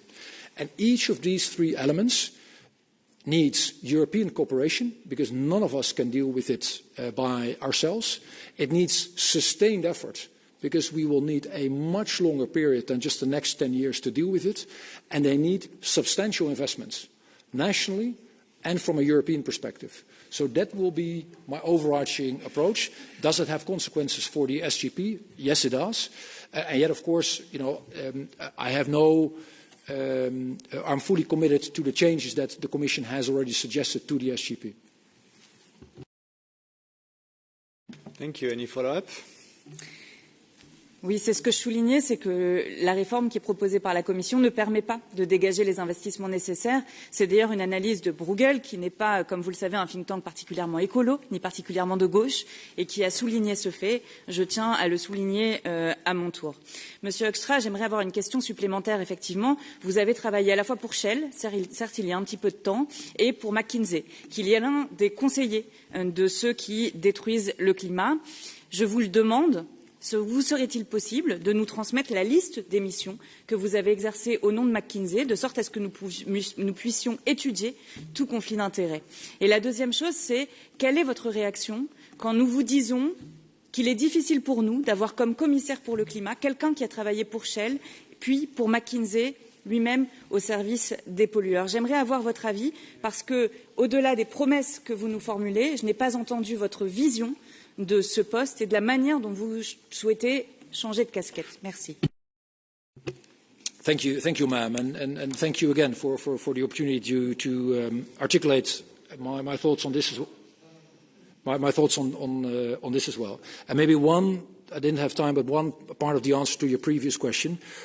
As I said before, I truly think that therefore one of the things we need to organise, but that is actually next to the SGP discussion, is to make sure we create an own resource, and whether that will be a maritime levy or aviation or part of the ETS or CBAM, that we can talk about. Ideally, it's going to be a combination, but I think that is what we need, because otherwise we will be in the difficult situation of asking finance ministers for money, fresh money, every single time. It is much easier to create such a system. Secondly, I'll be completely transparent with you. I've never worked for the European Commission while at McKinsey. I've never worked for Shell or any other oil company while at McKinsey. And as I tried to stress, and I worked for them until 6 years ago, then I became a finance minister, I will be very explicit to each and every company within the Union and beyond about my expectations. And as I did before, as a finance minister, and to a lesser extent because there was less interaction as a foreign affairs minister, I will be clear about my expectations of business. Thank you. We move to SND, Ellen Fritzen. Thank you. Thank you so much, Commissioner Designated, for your presentation. To achieve the European Union's climate goals, it is critical with action across all sectors, and you have mentioned that. And agriculture is the largest sector in the European Union that don't have a carbon price tag nor a sectorial target. Still, agriculture make up for 11% of European Union emissions, and to get agriculture and food right is key to succeed with the Green Deal. decreased emissions must go hand in hand with farmers' economy. You have spoken about that, and protection of nature, food security and increased biodiversity. So, however, it is no news that this Parliament is split on this ambition.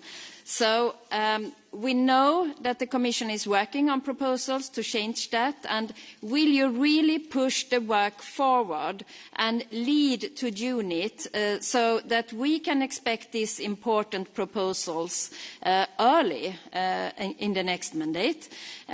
So please, when is a question. And if a carbon price is introduced in agriculture, do you prefer system-based, what we called farm-level obligations, or on upstream commitments? How will you ensure that food stays affordable with a carbon price?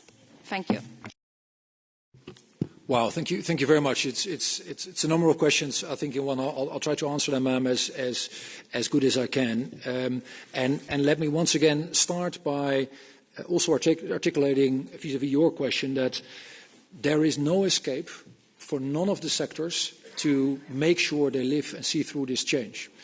And that is true for industry, that is true for us as citizens, it is true for maritime, it is true for aviation, and it is also true for farming. That is the reality. And it will not stay the way it was. The way we are farming today, and I know the Netherlands intimately well, in some ways it is specific and maybe different than in other areas of Europe, but this will have to change. And we need to take much stronger into account not just the classic farming, but also taking care of nature. Now we have our current design with the ETS, with effort sharing, and with LULUCF. Of course, I would be willing to look into what we can do in addition, and how we can, further gear up our design. And yet, I do think we need to keep this in place. We already have ETS 1. ETS 2 is coming in a couple of years. Will eventually everything be under the ETS? And it was a bit nerdy, but I already confessed that I like the system. I like ETS as a design. It might well be, but currently Clima is actually working out the ramifications, doing the analyses of how ETS might potentially also be applied to food. So I would want to have that solid bit of information to fully judge how we can continue with it. It might well be that the solution goes exactly in this direction. It could also be that the ramifications are just too complicated to do it in the short run. But rest assured, I will not only do this on my own portfolio, I will also support Commissioner Sinkevicius wherever is needed on the areas that are closer to his part of the terrain. Thank you. Any follow-up? Thank you for your answers. And then we only have the one question in the room. We still have it. If you can commit today the ambition of bringing all major political groups, including your own, back around the table to work so we can continue all the files in the Green Deal. Look, I know, and I've acknowledged, and in many of the, let me be open, in many of the conversations I've had with many around the room, it became explicitly clear to me that, there was what happened before summer. Let me phrase it like that. And I can only say where I stand. And I already articulated where I stand in terms of my ambition for the portfolio. More in general, I'm a centrist politician with moderate views firmly held. I'm a hardliner when it comes to defence and everything related to security. I am pro-state intervention and progressive, if you will, on topics like climate change, but also education and dealing with poverty. I'm deeply liberal when it comes to individual freedoms, ranging from gay rights to freedom of speech. I'm centrist in economic terms, in favour of the free market, but also adamant about a fair distribution of income and wealth, and I'm an internationalist. Coming from a very small country, I believe in international cooperation within Europe and beyond. So that is who I am. That is my way of thinking about politics at large. And there are many bad things to say about the fragmented landscape, political landscape in the Netherlands, but one of the things you do learn is to work with people all across the room, starting in the centre, building coalitions and doing transitions, particularly the difficult ones, with majorities as large as possible.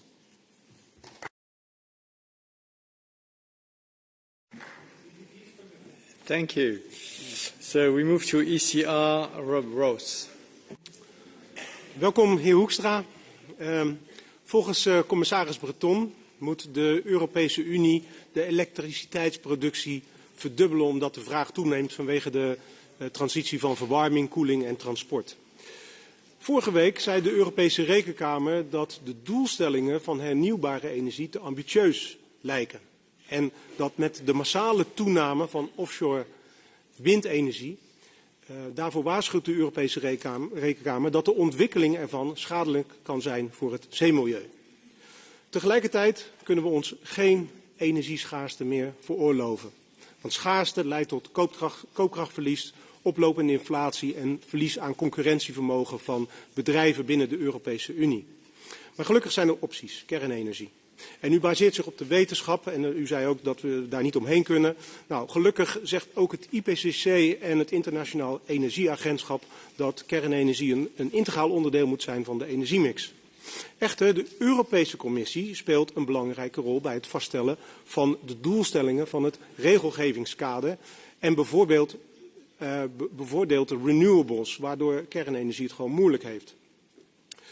Mijn vraag, aangezien binnenkort de doelstellingen van 2040 worden opgesteld, hoe kijkt u aan tegen het principe van technologische neutraliteit? Een gelijk speelveld voor kernenergie ten opzichte van renewables. En daarmee bedoel ik een gelijk speelveld en niet tijdelijk en ook niet onder voorwaarden. Dank u wel. Dank u wel. En misschien dat ik er 2 dingen over mag zeggen. Het eerste is, er zijn heel veel dingen die je kan lezen in alle rapporten die ik de afgelopen periode tot me heb genomen, die depressief stemmen als het gaat over de enorme impact van klimaatverandering. Er is 1 ding waar ik wel optimistisch over ben en dat is dat de technologie ons vaak in positieve zin verrast.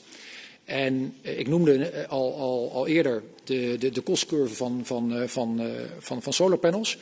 Als je ziet wat de IPCC aan kostenverwachtingen had voor 2050, nog maar een jaar of 8, 9 geleden, dan zie je dat we die al bereikt hebben in 2021. Dus die transitie gaat veel sneller. En op dit moment is solar, maar het geldt ook voor onshore en in mindere mate voor offshore wind. Daar zit een enorme winst in die we al geboekt hebben. En dat zal nog, is mijn verwachting, veel sterker worden. Dus daar ben ik optimistisch over en ook hoe dat een sleutel kan zijn naar de toekomst. Ten tweede over nucleair, want daar ging eigenlijk uw vraag over. Het verdrag is daar glashelder over. Dat is aan lidstaten zelf om te bepalen. En je ziet dat het onderwerp in heel veel verschillende landen op hele verschillende wijze wordt opgepakt. Soms helemaal ongeacht politieke kleur. Er zijn landen waar links en rechts het er hardgrondig over eens zijn dat ze door moeten met kernenergie. Er zijn ook landen waar het precies het tegenovergestelde is. In Nederland zie je dat steeds meer partijen zeggen het moet eigenlijk wel onderdeel zijn van de mix. Sommige partijen zeggen dan daarbij, maar het moet ook niet groter. Ik denk met wetenschappers dat we het op dit moment ons niet kunnen veroorloven om kernenergie uit te sluiten. Maar het is aan de lidstaten. En wat wij altijd moeten doen is, en iedereen die Tsjernobyl heeft meegemaakt, die herinnert zich die verschrikking. De veiligheid moet bovenaan staan, 1. 2, we moeten op een verantwoorde manier omgaan met nucleair afval. En 3, we moeten natuurlijk altijd kijken naar wat het meest kostenefficiënt is. En dan kom je overigens op een ingewikkelde vraag op nucleair wat er al staat versus nucleair nieuw te bouwen. Maar grosso modo is mijn antwoord hopelijk helder en gaat denk ik ook in de richting die u verwachtte. Nou, het is nog niet helemaal helder, want eigenlijk vraag ik dus om technologische neutraliteit. En wat er nu gebeurt is dat renewables, die worden echt bevoordeeld ten opzichte van kernenergie. Dus het zou mooi zijn als de commissie daar gewoon een belangrijke rol in kan spelen en een duidelijke uitspraak erover doet. Want als er geen gelijk speelveld is, dan is het voor lidstaten heel moeilijk om daarvoor te kiezen, want dan is het gewoon veel duurder. Renewables hebben eerste toegang tot het net, hebben ook subsidies. Het is gewoon geen eerlijke rekensom. En Frankrijk heeft laten zien dat het gewoon werkt en dat het veilig is. En Maar als wij quota's hebben voor renewables, en dat zit op dit moment op 42,5%, ja, dan wordt het voor lidstaten dus heel moeilijk. En ik vraag aan u, bent u bereid om daar technologische neutraliteit in te brengen? Hè? Dus niet wat landen zelf willen, want dan moeten landen dat ook wel kunnen, omdat het eerlijk is. En ja, uiteindelijk is het in ieders belang, want we hebben niet minder, maar meer energie nodig. Dat heeft de heer Breton gezegd. Dus, no. Sorry. Which was 45 seconds only. Dus graag nog duidelijkheid daarover. Dank u wel. Ja, met alle waardering. Ik denk dat ik die duidelijkheid echt gegeven heb. En moeten volgens mij een paar dingen uit elkaar trekken. Eén, nucleair mag gewoon onder het verdrag. Full stop. En de meeste projecties gaan ervan uit dat we nu ongeveer 13% hebben en over een aantal decennia nog steeds ongeveer 13% zullen houden. Wat in de praktijk betekent dat er centrales bijkomen. Twee, en dat zeg ik overigens persoonlijk met waardering, maar daar gaat het eigenlijk niet om. Je ziet dat de kosten van renewables dramatisch naar beneden zijn gegaan. En dat is ongelooflijk goed nieuws. En met name solar. Nou, ik zie u met uw hoofd schudden, maar mijn indruk is echt, als je kijkt naar die kostcurves, dat er enorme winst is gemaakt. Maar heel graag bereid om ook met u daar nog het gesprek over aan te gaan. Ik denk dat dat wel degelijk helpt en dat dat wel degelijk werkt. En u heeft gelijk, landen maken hele verschillende afwegingen. Nederland heeft 2 centrales, wil daar meer bij bouwen. Frankrijk heeft al sinds jaar en dag centrales, en dus ook breed over het politieke spectrum wordt het gedragen. Hetzelfde geldt voor Finland. Duitsland heeft juist met relatief brede samenstelling gekozen voor de atoomausstiek. Dus landen maken daarin hun eigen afweging. En volgens mij is dat ook de diversiteit die recht doet aan onze Unie. Thank you. We move to ID, Aurélia Beigneux. Merci, Monsieur le Président. En reprenant le pacte vert laissé par votre prédécesseur, vous aurez la possibilité de continuer la marche forcée vers l'écologie punitive ou d'aller vers une écologie de bon sens qui prend réellement en compte le quotidien de nos citoyens. Le pacte vert a été mené sans concertation avec les acteurs locaux, sans mener d'études d'impact quand on le demandait et sans s'assurer que notre continent reste compétitif face au reste du monde. En abandonnant la filière nucléaire, l'Europe a détruit un héritage technologique qui nous offrait la prospérité énergétique. Aujourd'hui, l'Europe revient au XVIIIe siècle en rouvrant les centrales à charbon. Le bilan environnemental est catastrophique, mais la Commission est dans un déni presque pathologique. En février 2022, Frans Timmermans déclarait que le coût de la guerre énergétique contre la Russie serait douloureux pour les Européens, mais qu'ils n'avaient pas le choix et que leur seule porte de sortie pour faire baisser les factures serait d'appliquer sans limite le pacte vert. Diriez-vous la même chose aujourd'hui aux Européens ? Nous avons besoin de remettre en cause sans tabou les traités de libre-échange et de dresser des protections économiques robustes aux frontières de l'Union. Quel est votre avis sur ce sujet? Allez-vous céder aux injonctions de la Commission? Si vous prenez la place de Frans Timmermans, écoutez les contestations contre le pacte vert, écoutez l'opposition et le peuple européen. Je vous remercie. No, thank you, ma'am. I don't know the exact quotation you were referring to, but maybe allow me to say a couple of things. The horrible war the Russians are waging in Ukraine, of course, in the very first place affects the faith of the Ukrainian people, and I can only salute their bravery in standing up for their country. But of course, it also affects all of us in Europe and across the globe, although of course in a completely different manner than it affects the Ukrainians. Let me be clear about that. What we have learned the hard way, and I already made the analogy to the Netherlands, what we've learned the hard way is that our ambition to be energy independent, we didn't take seriously. At least not in the Netherlands, and I think in many other countries it was roughly the same. We only got more dependent on Russia. What we saw in terms of price increases was therefore not so much driven by the green transition, only by a very small proportion actually. It was more driven by our desire to now finally get rid of Russian imports. We should have done it earlier, and to me it should be a lesson in terms of how we deal with raw materials coming from China but also from other places across the globe, because it is a liability. It is a liability and the price is very high. And you open yourself up to all sorts of ramifications if you are at the receiving end of diplomacy of others who might want to use this vis-à-vis Europe. On nuclear, I've already said to the previous speaker that that is entirely up to member states, and I'm sure you are a fan, and some others might not, but that is part of not only the taxonomy but also of the treaty, and both I will, of course, stand for in full.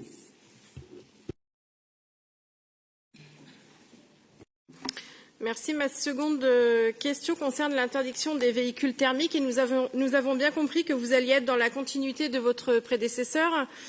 Vous rappelez, comme Frans Timmermans, que l'objectif est d'interdire les voitures à essence pour imposer la voiture électrique pour tous les Européens et malgré leur prix prohibitif pour la plupart des citoyens, vous demandez même d'atteindre cet objectif avant 2035. Comme Frans Timmermans, vous essayez de nous faire croire que la voiture ne pollue pas, la voiture électrique en tout cas, mais c'est mentir aux Européens. Que faites-vous de l'extraction des métaux rares pour produire les batteries électriques? Que faites-vous de la pollution que cela représente en Chine, au Chili ou au Congo? Que faites-vous du travail des petits-enfants dans les mines de Congo, dans l'indifférence malsaine de la Commission européenne? Sous prétexte de supprimer la pollution dans nos centres-villes, est-ce que votre objectif, à vous aussi, est de déplacer la pollution et la misère vers le tiers-monde? Merci, Madam. And I was indeed mentioning that I would stick in full to the 2035 target. And of course, I'm very much aware what happened. And ideally, I would have had the law as it was initially put to the Council, but then came Recital 11, and of course, we have to work with that. By the way, I do think that. If you look into e-fuels, they should be much more geared actually to aviation and to maritime, rather than to chase this, according to scientists, let me say, very, very, very narrow alley to create any change. And I will stand in full for the 2035 target, no doubt about that. I'm actually optimistic that we will see success here. And the reason is that, as with the cost curve of solar, if you look at what happened in Europe with the car sales of electric cars, you saw that it was at only a couple of percentages, or maybe even less, 2, 3, 4 years ago. And now you see that union-wide, we are 21% last year of total car sales electric, and some countries, for example Sweden, is already way above 50%. And my instinct is that this will only take off further. And that would mean that if we continue at this speed, we will definitely make that target. Thank you. We move to EPP, Maria Carvalho. Thank you very much, dear Mr. Hoekstra. Welcome to the European Parliament. My question to you concerns the European industry in the context of the Green Deal. The Green Deal still falls short in terms of creating the adequate conditions for the industrial transformation. This is a critical point to address.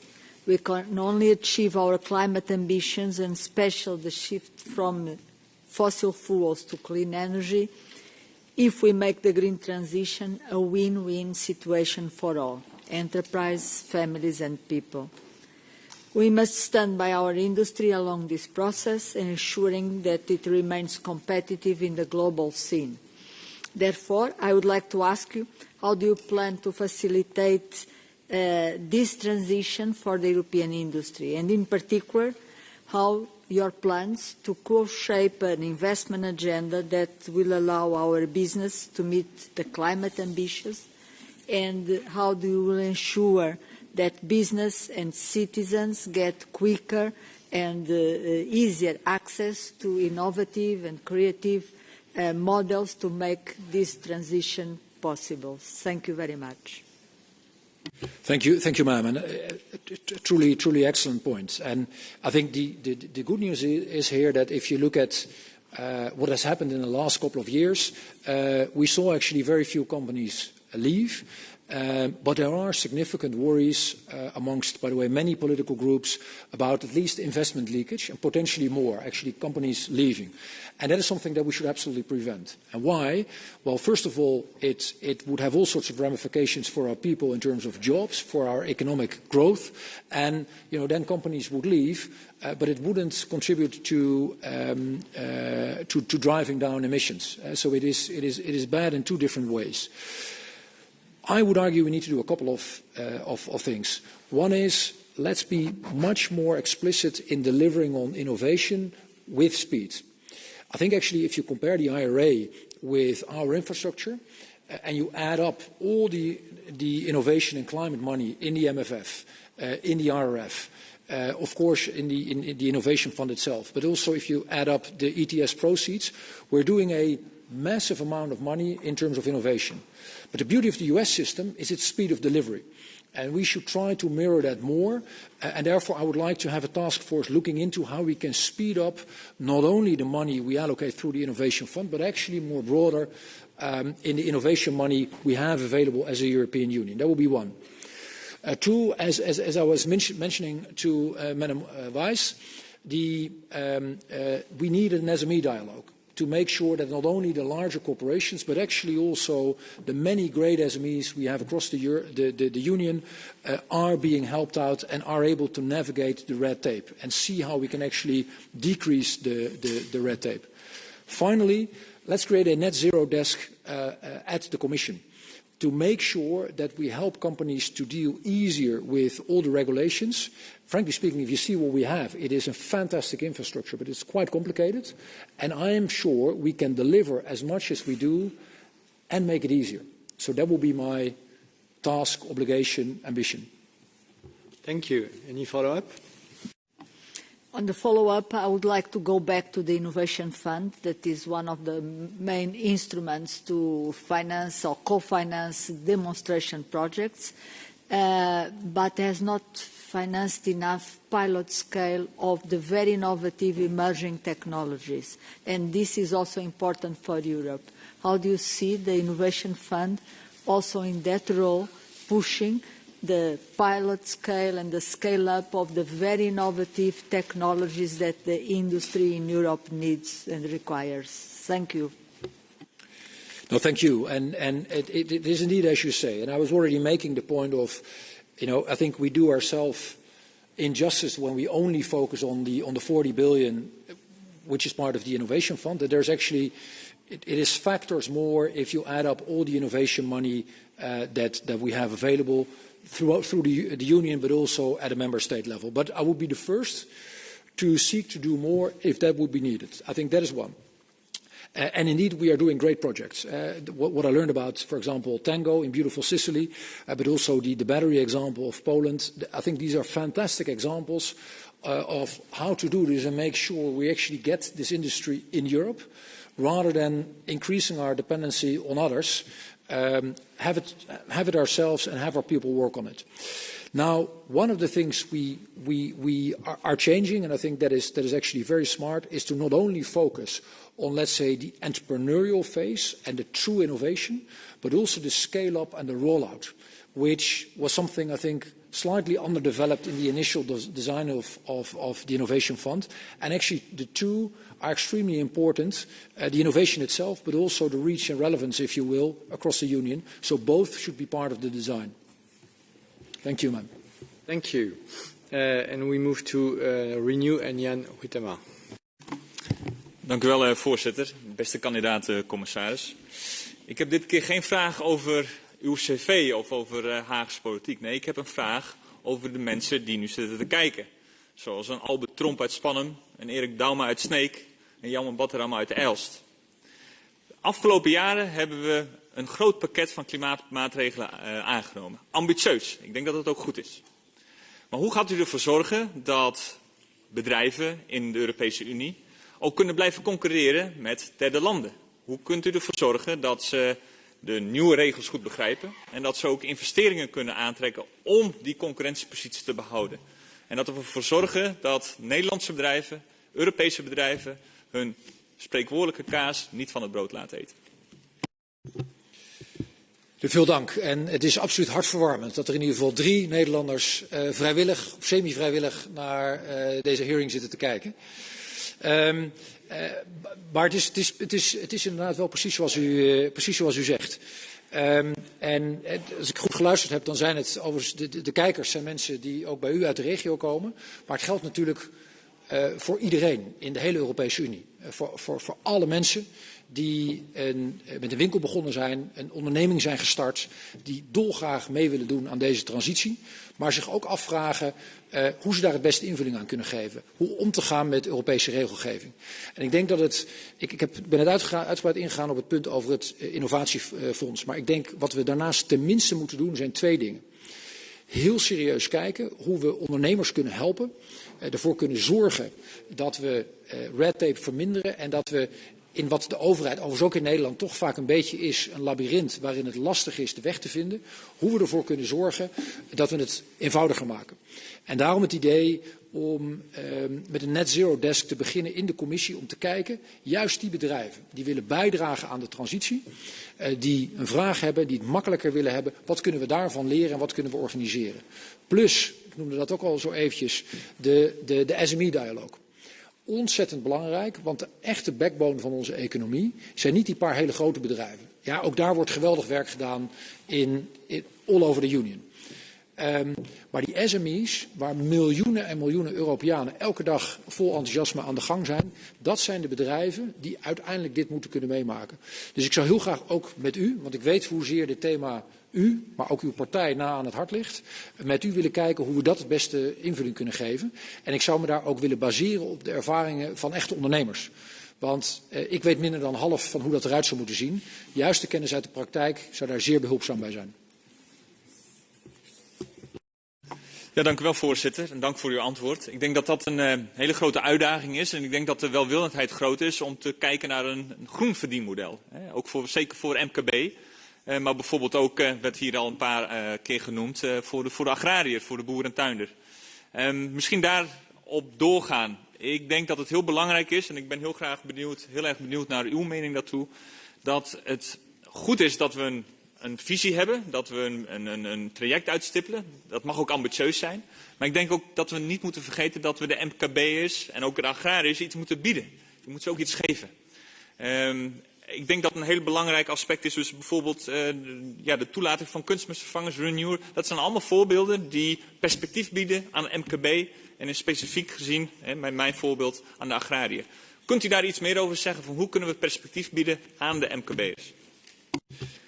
Ik vind het een uitstekend punt. En ik heb maar dat weet u, ik heb een zwak voor ondernemers vanwege het lef wat ze aan de dag leggen om op een gegeven moment te zeggen, ik ga gewoon zelf wat beginnen en ik ga kijken hoe ver ik daarmee kom. Ik heb dat altijd in alle landen van de Unie kom je ondernemers tegen. Ik heb daar zelf altijd, kijk daar met bewondering naar. Dus ik zou heel graag eigenlijk voortbordurend op uw vraag en ook net mijn antwoord willen kijken hoe we daar de boel nog meer kunnen stroomlijnen, eenvoudiger kunnen maken, ondernemers de helpende hand kunnen bieden. En nogmaals, ik vind dat ik dat juist niet zelf moet doen of alleen maar met de uitstekende mensen die werken bij de commissie, maar juist ook input moet ophalen vanuit de sectoren zelf, vanuit de ondernemers zelf. Wat betreft de boeren is wat mij betreft is mijn ervaring dat het meeste waar zij naar op zoek zijn is duidelijkheid en zekerheid. En dat gaat veel meer over, kan ik op de plek blijven waar mijn familie al generaties lang woont? Het gaat veel meer over zekerheid op het gebied van dan inkomen dan over het aantal koeien. Vaak heeft een boer, zeker in Nederland, tientallen procenten meer koeien dan zijn vader en vaak het dubbele of het driedubbele van zijn grootvader. Maar daar gaat het ze meestal niet om. Het gaat ze erom dat ze door kunnen op een manier die en sustainable is, en daar hebben wij ook met elkaar op in te zetten, maar die ook zekerheid geeft. Thank you. Javi López for SND. Muchas gracias, presidente. Muchas gracias, candidato a comisario. Ha quedado hoy claro, estamos en Europa muy comprometidos con descarbonizar nuestra energía y nuestra industria, pero no somos los únicos. Existirá una fuerte competencia tecnológica entre los grandes poderes para esta carrera espacial del siglo XXI, ¿no?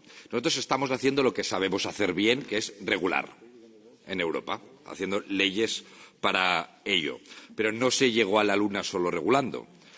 Se le hicieron falta recursos y mientras otros están movilizando grandes cantidades de recursos públicos, para nosotros, para apoyar a la industria y la transformación tecnológica, siempre acaban siendo pocos, tarde y muchas veces relocalizados. Y usted se puede encontrar como miembro del Colegio de Comisarios con el debate sobre la creación de un fondo de soberanía europeo para apoyar a la industria y esa transformación tecnológica. Y mi pregunta es, ¿qué opinión tiene usted sobre utilizar esta experiencia del Fondo de Recuperación de la Deuda Común para apoyar a la industria en la transición ecológica y si está preparado para dejar atrás también prejuicios nacionales cuando lleguen los debates sobre cómo se gastan los fondos europeos?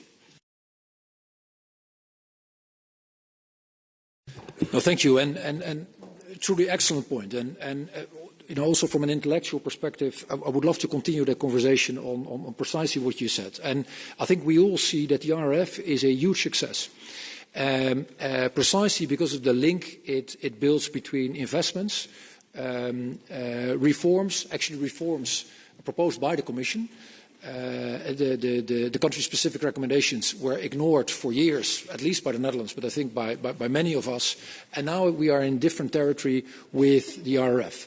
And I can vividly recall when colleagues in the previous cabinet asked me, are we going to vote in favour for this? I said yes, I think we should. But the jury is out whether it will work. And it worked much better than most of us, wherever we stood, had anticipated. So it is a recipe on which I think we should build. So am I open to looking into this also for climate? Yes. The thing I do want to add, though, is that if you look at the complexities and if you look at how this goes in a dialogue with member states and knowing that actually we need something much more quickly, ideally already for the COP, I think the quickest road to success is probably to create an own resource and have the discussion on either aviation, maritime, or a substantial portion of the ETS and CBAM. That, in my view, I'm thinking out loud now, is probably the quicker road to success. But I do not have a taboo, if I may say it in that way, and I would love to continue the conversation how we do that in the future. One thing is crystal clear, and I try to articulate that hopefully clearly also to Madame Toussaint. This will cost money. Fresh money, own resources, private sector funding, this will cost money. There is no workaround, and that is something we simply have to face. Well, thank you very much. I will use my second term to ask about climate diplomacy and especially to ask how we should answer to the wide criticism that we are finding in the Global South in some of our climate measures that we have. CBAM and especially the deforestation laws that I supported, that I believe in, I really believe in. But for example, like 2 weeks ago, we had the letter of 17 countries rejecting the deforestation law. Like big ones, Indonesia, Mexico, Brazil. We have now the challenge of how to deal with this because they are starting to believe that we are damaging them and we are having protectionist and unilateral decisions. And this will be one of the challenges in the COPs and in your conversations and the conversation of the Commissioner with the Global South, how to deal with this. No, Mr. Lopez, you're absolutely right. And there's also not an easy answer.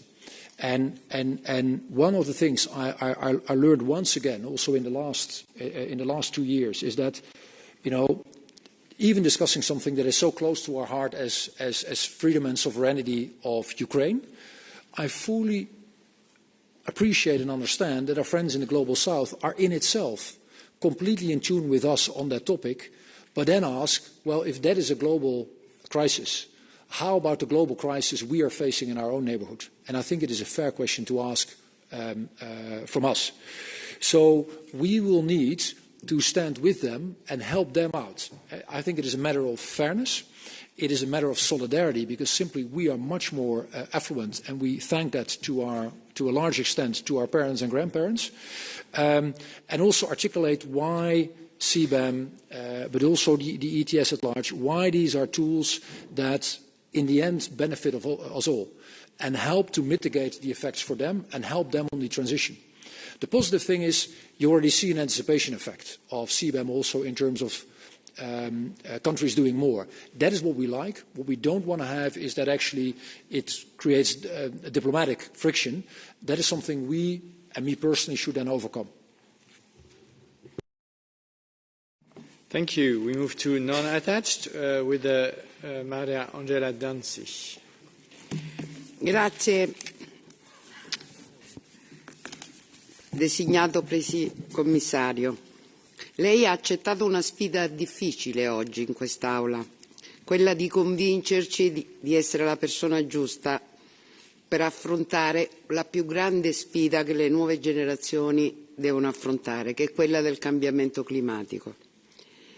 E lo ha fatto con intelligenza questo tentativo, ammettendo gli errori che ha compiuto nel passato e probabilmente mettendo su questo tavolo anche la sua alleanza passata con i cosiddetti paesi frugali, dove potrà agire, se le sarà confermato questo incarico, utilizzando la diplomazia, perché se è vero come è vero quello che ha affermato, che vuole continuare a cambiare e a continuare a portare avanti la strategia per il cambiamento climatico e quindi la salvaguardia della biodiversità, il contenimento del consumo del suolo, che non ci sembra molto ambizioso in questo momento, questo può essere fatto solo se ci sono risorse finanziarie, quindi entrate nuove e quindi debito sovrano, cosa di cui noi siamo fortemente convinti. Il mio Paese, e credo che su questo lei non debba fare ulteriori verifiche, è il Paese più esposto a rischi dal punto di vista del dissesto idrogeologico. L'80% delle frane vengono nel nostro Paese. Io ritengo che, visto che ha fatto l'assessore al bilancio, che lei debba parlare con la Commissione per modificare le regole sul patto di stabilità, perché se non saremo portati fuori da quelle regole noi non potremo prevenire le calamità naturali. Molto grazie signora e anche molto grazie per la nostra conversazione molto personale, molto privato che noi abbiamo fatto. Spero che è ok che oggi noi abbiamo parlato più o meno italiano, ma spero che è ok che oggi parlo solamente inglese perché non ho il vocabolario giusto per un hearing in italiano. I think you're making a couple of very relevant points, and what I've tried to do is, in response to the previous speaker, trying to articulate that I think there are no taboos and that our approach should actually be a non-orthodox one, where I think the quickest way to the goal in unleashing further European money is, in all likelihood, own resource along the lines I've described. But I'm open to having the discussion and see whether there are other things we can do. One of the things, by the way, we should also do is link this to private money. Because yes, we have very substantial budgets, but if you actually zoom out and you see what capital markets could do in addition, it is huge, and we will need to have that for the transformation. You were also touching upon a very important point that was not as prominent in the hearing so far, and that is adaptation.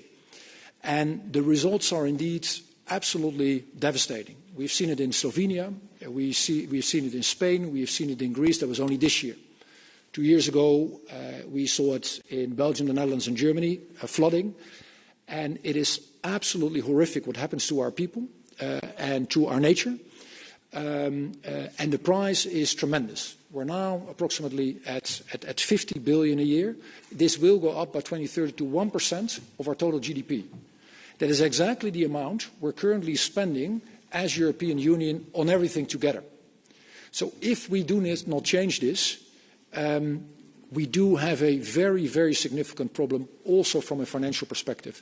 So adaptation with allocating money, I think, for example, through the EIB, could say more about it in a rebound, talking with insurers and seeing how we close the insurance gap should be on the top of our list.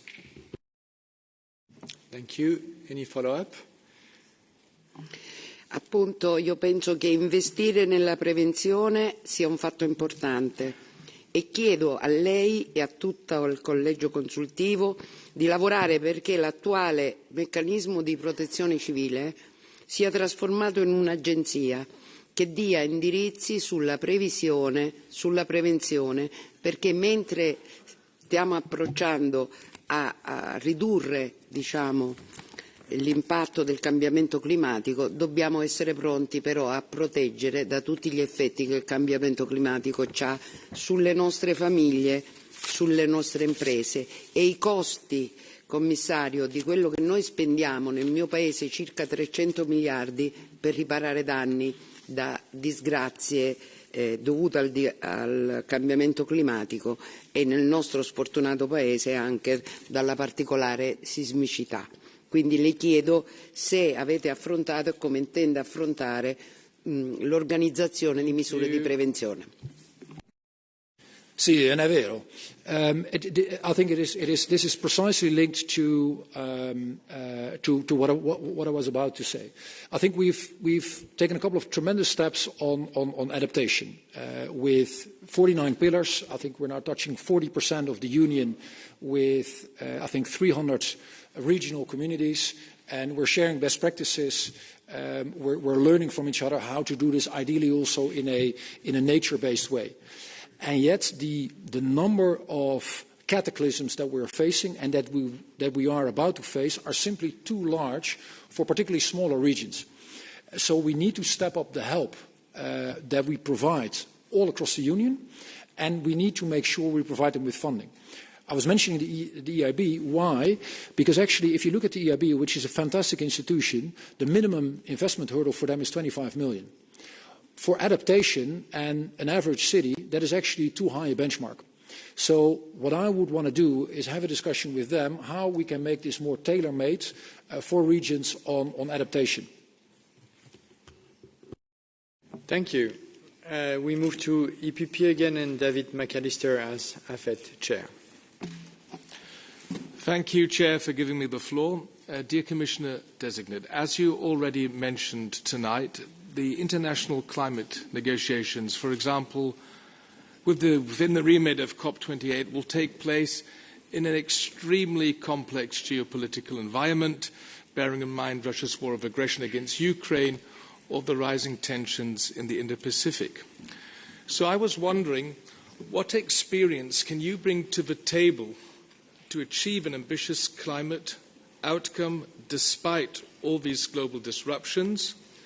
And who would you consider being our partners and allies in dealing with these questions of climate diplomacy? No, I think it is a truly excellent point, and it is, frankly speaking, it is one of the most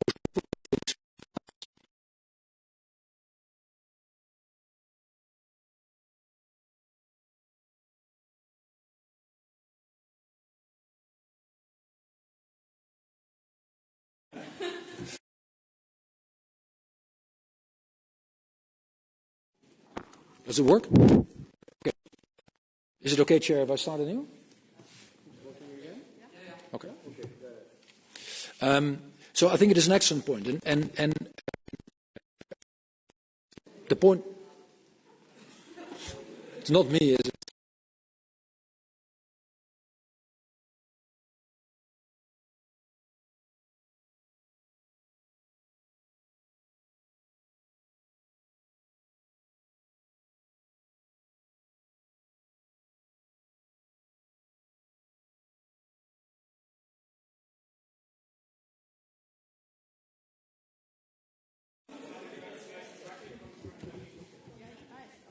Bei mir?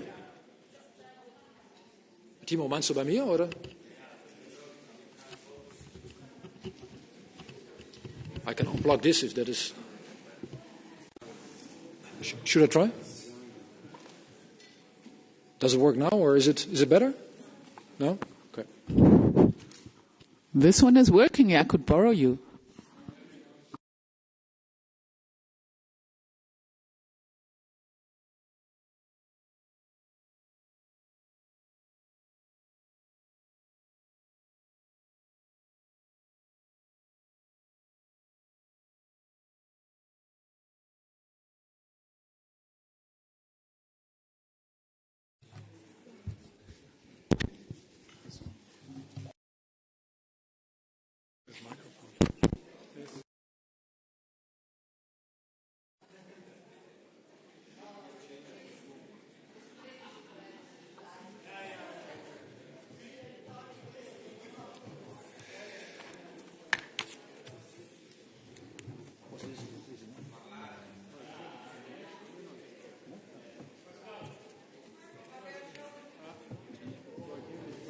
Should I try? Okay.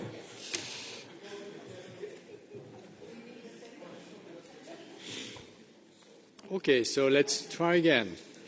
Mr. McAllister, I'm going to do a third try. I was about to say that I think this is a truly excellent question, and it is potentially the most difficult thing of the whole endeavour.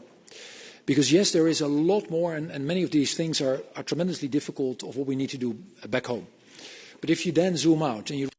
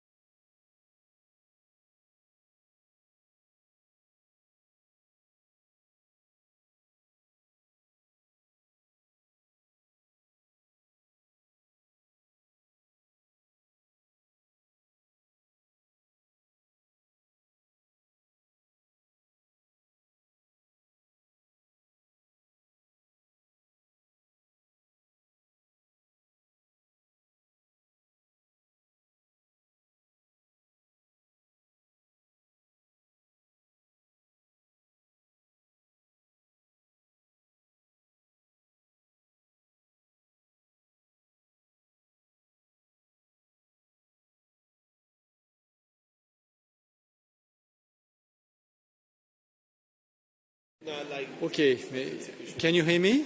No? So, it appears that it is too unstable and that it will break down again and again. So we have to change rooms. So leaving the EPP room, moving to N14. S&D room. I don't know if it's S&D room, but it's N14. N14.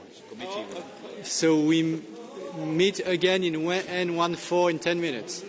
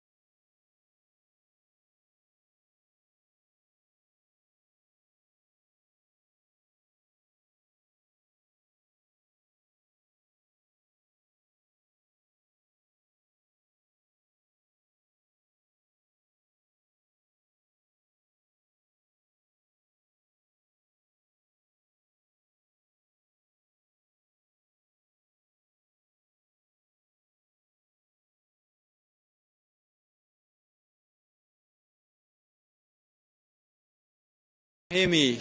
Yes. Okay. The mics are working? Okay, fine. So no? We are trying to start again and to resume. Thank you. Thank you. So you were about to respond to the brilliant question from our AFET chair on COP28 and climate diplomacy. Floor is yours. Does it work automatically? Is it working? Okay, okay. Excellent. Sorry, I didn't want to make you nervous, but Mr. McAllister, once again, thank you for the excellent question and some good things coming forward. But I'll do my utmost to respond to it with all the seriousness your question deserves. And I was about to say that this is indeed the one thing that I think should most keep us awake. Because yes, there is a tremendous amount of stuff we need to do within the European Union, and there is no easy way out in driving down the 7% of emissions that on a global scale we are causing. And we need to do much more in all sectors. Having said that, the 93% is what should worry us. And it is not only a matter of solidarity and fairness, but also, if that would not be sufficiently convincing, of self-interest to make sure that these emissions are also being driven down. Because if that doesn't happen, climate change will still be a fact. It will still have much worse effects, particularly in Europe, where things are heating up much more quickly than on average. And we're facing an extremely difficult terrain because of the war in Ukraine and of course vis-à-vis Russia and its allies, but also given the tensions in the global Pacific, but also the more tensions situation and the disputes we might have with, for example, China on human rights or on domestic interference and a range of other topics. But that should not keep us away from engaging with them and making sure that with the Chinese, with our friends in the US, with our friends in India, and with all our friends in the global south, we truly put this in motion. And we look for what unites us, even though we can easily find a whole bunch of topics on which we actually do not yet agree. But that is what diplomacy is for, looking for what you can do together, even if you agree to disagree on difficult other items. Let me pause there, and Chair, maybe one question. I don't have a timer here, okay. So just to prevent that I'm going to be too long. So it's okay, and we will move to the follow-up from Mr. McAllister, and we will bring you some timing. Alles was duidelijk. Dank u wel. Okay, thank you. Appreciated. We move to Sylvia Modig from the left. Silvia. Thank you, Chair. And Mr. Hoekstra, for your sake, I hope this technique works, because the next option is the left group room. So, Mr. Hoekstra, I've been really listening to you without any prejudice, trying to listen to what you say. And your answers are not the problem here. It's the contradiction between your words here and your previous actions. Because we in the left, we believe that we should change the system, not the climate. And looking from the left, your track record presents the system. Working in oil companies, working at McKinsey, which is a leader in advising the most environmentally dangerous companies, is in so big contradiction to your words here, which I have liked. I have liked your answers. But you must see the contradiction yourself. You said, for example, that you find it unethical that there are still players, despite that they know the facts of the climate crisis, they keep going with their destructive business models. Well, isn't that the clientele of McKinsey? So you must see the contradiction yourself. So that's why we need more concrete measures. Energy Charter Treaty, a treaty which many McKinsey clients love, that is a treaty that allows coal, oil and gas corporations to sue states if they take climate actions. As you probably know, the Parliament has taken a stand that we are for a coordinated exit from the treaty, and even the Commission has stated that when the modernisation is not going forward without modernisation of the treaty, it's against EU legislation. So, are you going to take us out from the Energy Charter Treaty, which is completely absurd that we even have such a treaty in these days of climate crisis that protects fossil investments. So are you going to take us out of the Energy Charter Treaty, and what would be the concrete steps to do so? Well, thank you, ma'am. And regardless of your criticism, which of course I fully appreciate, may I say that I tremendously appreciated the very open conversation you had on the topics that we do share. And I would argue, even though that might not be convincing for you, that as a finance minister, working on green bonds, as a party leader, establishing a very green coalition agreement, as a foreign affairs minister, making climate action part of the conversations, even though the list was already long to discuss with my various counterparts. I would argue that actually I have done justice in full to the topic, even though I was not the climate minister. I was the finance minister and I was the foreign affairs minister. And I hope that, with articulating my crystal clear ambition, what I want to bring to the table, I've, well, maybe not convinced you, but at least gave you insight into what my ambition is. And the easy thing would have been to stay at home and as a caretaker government, see what the future would bring. But I think this is also an area where all of us should take responsibility. That is what motivates me, this and the enormity of the problem we're facing. To the specific question you were asking, what I will do, and I'm not intimately familiar with the exact position of the Parliament, nor with the exact wordings the Commission has used so far, but what I'll absolutely do is stick to the same line the Commission has had so far, and in general, and to the positive amazement of some, and others might have been more critical, I will in full take the work of Frans Timmermans, go for continuity and go for ambition, and outreach should be part of the package. That will be my approach. So I hope, even if it doesn't convince you, you feel it is the right direction to take. Thank you. Follow-up? Yes, please. Okay, Financial Minister, it would be wiser for you to say that you kind of regret now that you have learned about the climate and the science, and now when you look back at your actions, you see that you could have done differently. Just a hint. But you chose this line. But Financial Minister, let's talk about the finance. Bridgetown Agreement. What's your thoughts on that? And how do you see that? Because we need global climate finance. And it's really hard to earmark money in this House. It's really hard in the COP meetings to get agreements on sufficient finance for the global South. So how would you, as a finance guy, then renew the institutions, the global finance institutions, that we will get the money flow needed for the global South to be able to participate, because their demands are quite valid? No, thank you, and I think it leads back to a couple of the things that I said before. I think there is no workaround of the fact that this will cost substantially more money than what we're currently allocating to it. That is simply the reality, and that will involve fresh money, as finance ministers typically call it. It will include loans, and it will include a very substantial. Thank you, ma'am. A very substantial chunk of private money. And that all combined can hopefully do the trick. One of the things I mentioned before, and I would like to underline it, is that I think the way we should go is at least, not excluding anything else, but is at least an own resource.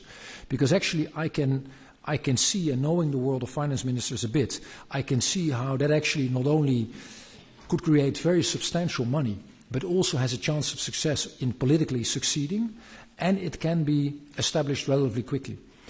And that is precisely what we need for our friends in the Global South. And as you said, but I stated that before, we have the obligation, from a fairness perspective, from a affluence perspective, we have a lot more money, but also, if that all is not convincing, from the perspective of doing something for a problem that would otherwise hit us in any case, do more. Thank you. We move now to Michael Bloss for the Greens. Hi. Yeah, I think the big question and elephant in the room is that the EPP, your party, has voted against a lot of climate legislation, against the nature restoration law, the CO2 in cars, the energy efficiency in buildings directive. The leader was asking for a pause in the Green Deal. So what you need to do in order to gain trust for ambitious climate policies is breaking with the anti-Green Deal policies of the EPP. And I think in order to gain trust, it's good that you also, for instance, answer what Timo asked you. He said not to assess for the 2040 target scenarios that are not in line with science. That means that are not going below 90%. And I want to add to this, that also means assessing climate neutrality for the year 2040. Correct me if I'm wrong, but if I hear you correct, you say you will propose to the Commission College, would propose a 90% target for 2040. I think it has to be at least 90%. And I think on the way there, you need to respect the carbon budget and put sufficiency in the center of getting there. And a 2035 target is also needed because that is what the Paris Agreement requires you. Will you do that? Thank you very much, Herr Bloos, and also for once again being very explicit about these points, because that also gives me the opportunity, to the extent there was any misunderstanding on where I stand. And you're absolutely right. I said it, I think, also crystal clear in my opening statement, that this is about at least 90. That is what I will propose, and I will of course do my utmost to then convince the college. But I also have to be fair. You know, I can do as much as I can, but I am subject, of course, of the broader debate there. What I would also want to add is actually both of the points you're making. I can fully concur with both of them. One is indeed we will need a 2035 target, if only because we're asking that from the whole wide world, including ourselves, and we need to prepare it as a next step after the global stocktaking, which is actually taking place. In Dubai. So absolutely, and I think it makes most sense if we manage to set this very ambitious, at least 90 target for 2040, to then make it linear. And you and I had a great conversation also about the room under the curve, as we call it, and of course the lower you make it, the fewer emissions you have. But I think it is fair to there actually go for linear. And then maybe, finally, just to avoid any misunderstanding on the scenarios, what I will do, because I think it will help Parliament to make an informed decision, I will come up with various scenarios that articulate not only a specific target, where again my preference will be and my goal will be at least 90, but also alternative scenarios. Now, after our conversation, I was informed that most of this work by DG Klima is almost done. I will still look into whether we can have a scenario on zero, but in any case, we have this life scenario. And this life scenario actually gives a tremendous extra boost in any reductions you would do. By the way, it would require lifestyle changes, as the scenario actually says, and it would dramatically reduce demand, as we can see in the curves of the report.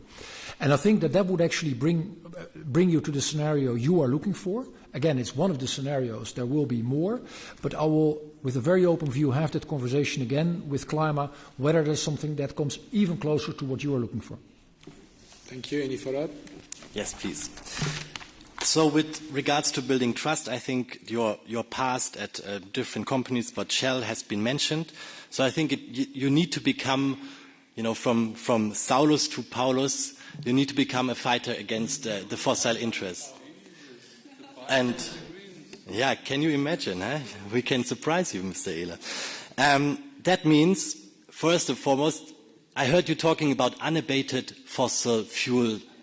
But unabated fossil fuels, what do you mean? Do you mean that clean coal is okay? I think you need to fight for the end of burning of coal, oil and gas. End of fossil fuels. That's it.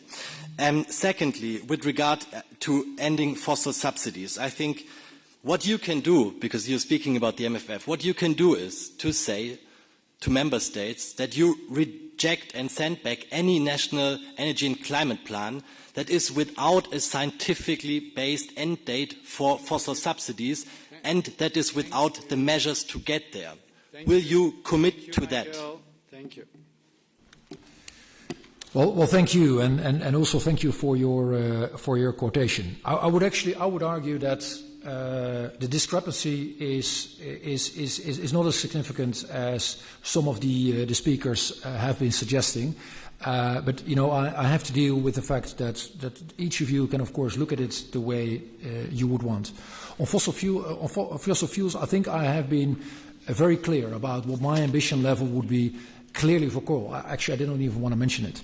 You and I talked about it in our conversation, but I think we both were adamant about that there's much more we need to do there. But actually, I think it will be out of the money, as the experts say, sooner than we think. Also because of what is happening on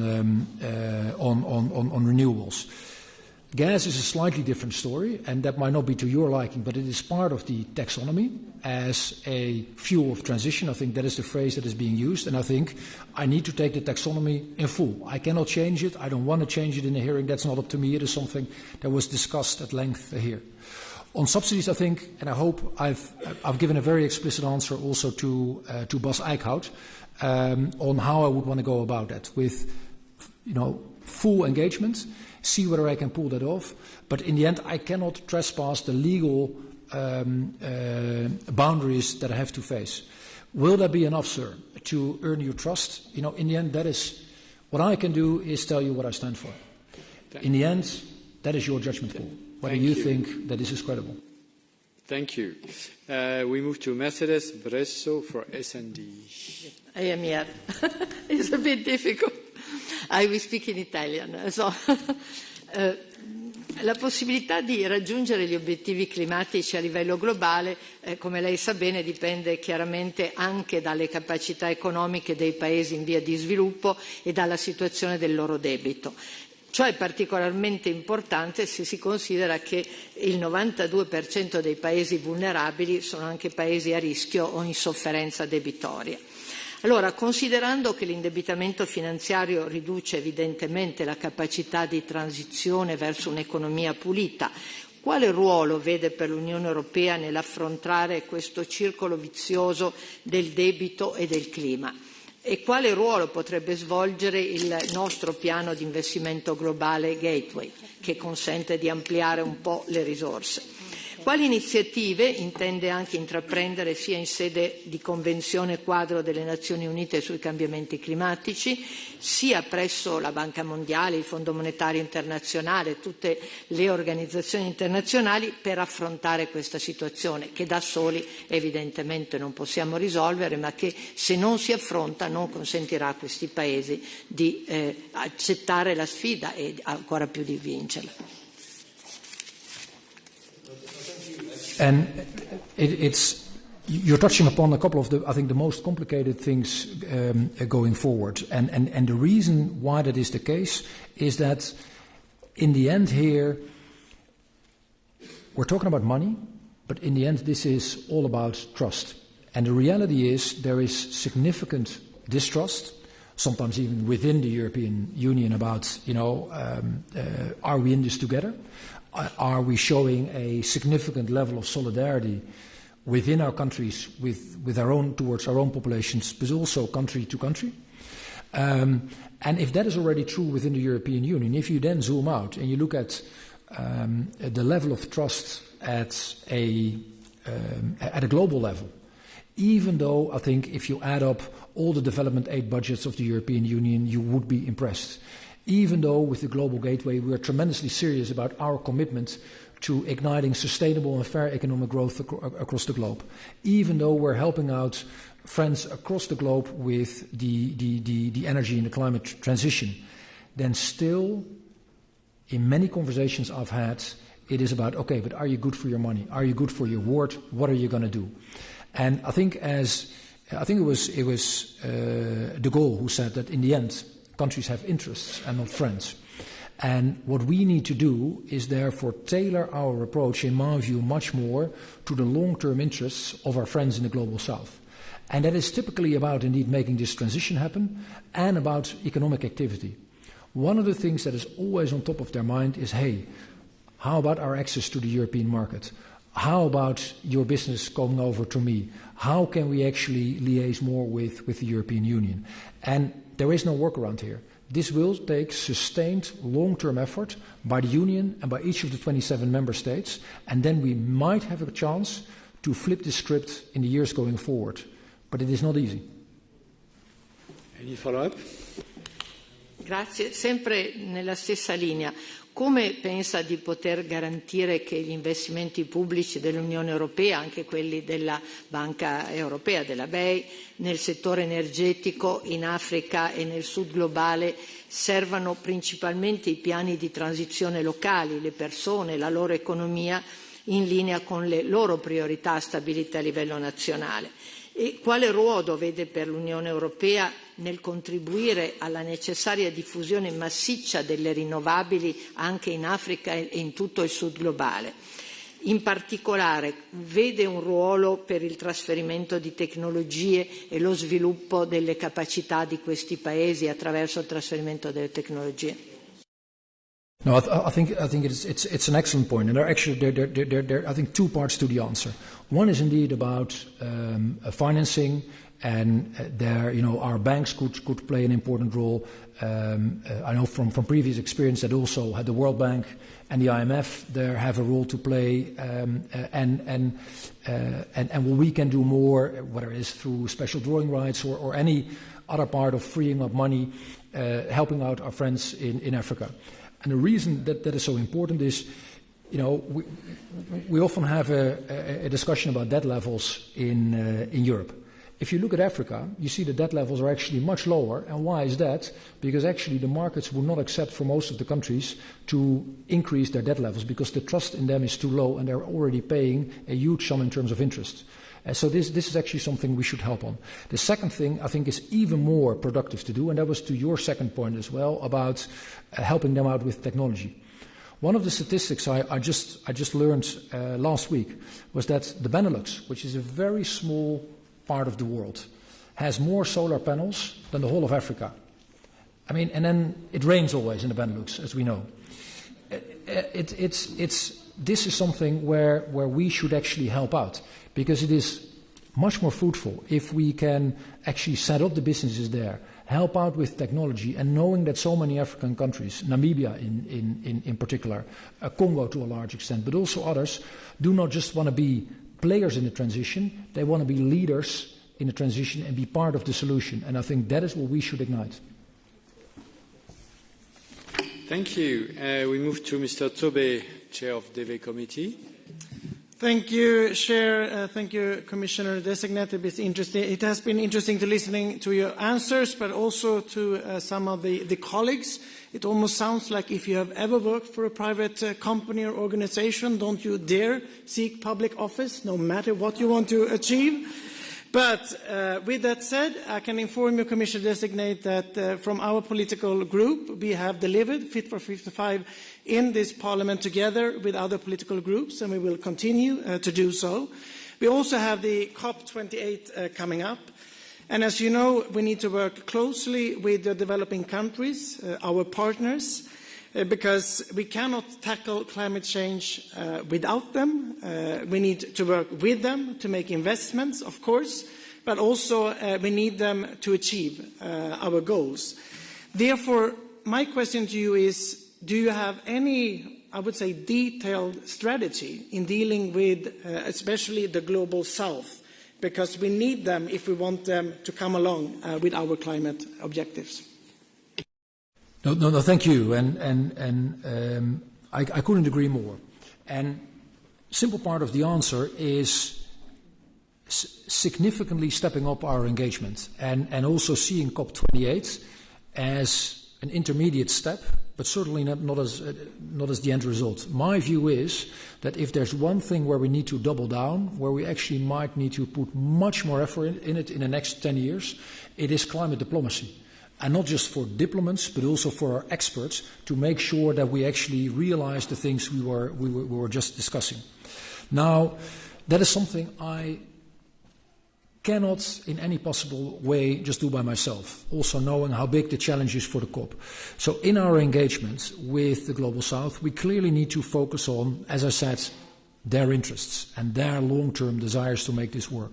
Secondly, we need to work with our friends not only in the global south, but also beyond, in the US, but also many others. Think about the non-European G7 members and others who are on the right side of history in terms of battling climate change, to work together. And then there's a last thing I wanted to mention, which I think is tremendously important. Again, zooming out from Europe, we might have our differences here, but outside we are very, very, very much aligned. I was talking to Minister Ryan last Friday. I've had many interactions, of course, with Annalena Baerbock, not only on foreign policy, but also on greening the world. The two of them, all their colleagues, but also many of you here in the room who will play an important role at COP. That is what we should do. Compare notes, division of labor, and make sure that through every possible angle, country or European level, we engage, and step by step we broaden the crowd so that we can actually change this. Thank you. Any follow-up? I think Commissioner Designate and especially you, Chair, already have a long night, so I leave it at there. Thank you. Appreciate it. Emma Wisner for Renew will be the last speaker. Last but not the least, here I am. Here. Dear Commissioner Designate Hoekstra, I liked a lot of what you said in your introductory speech.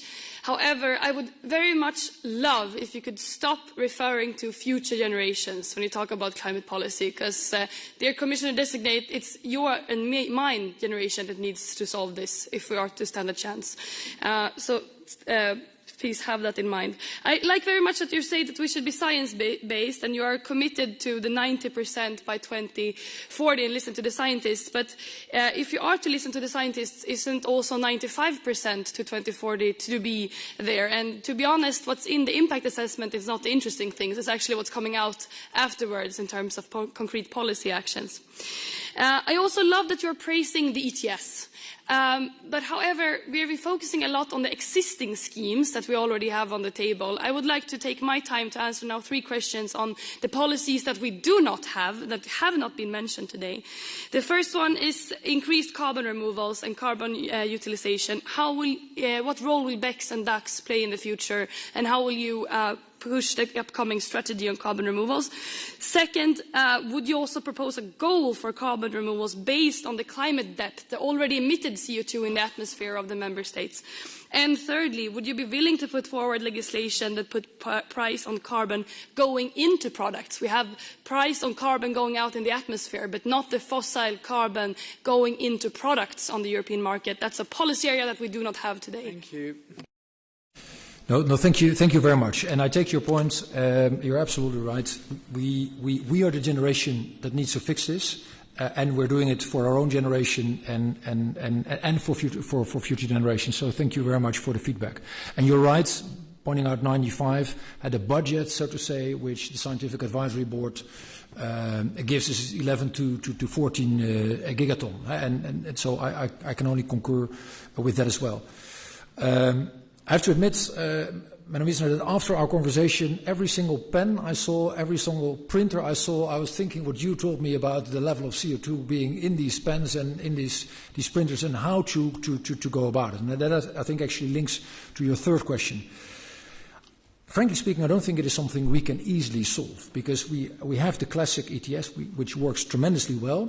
We have ETS2, which will actually have a different approach.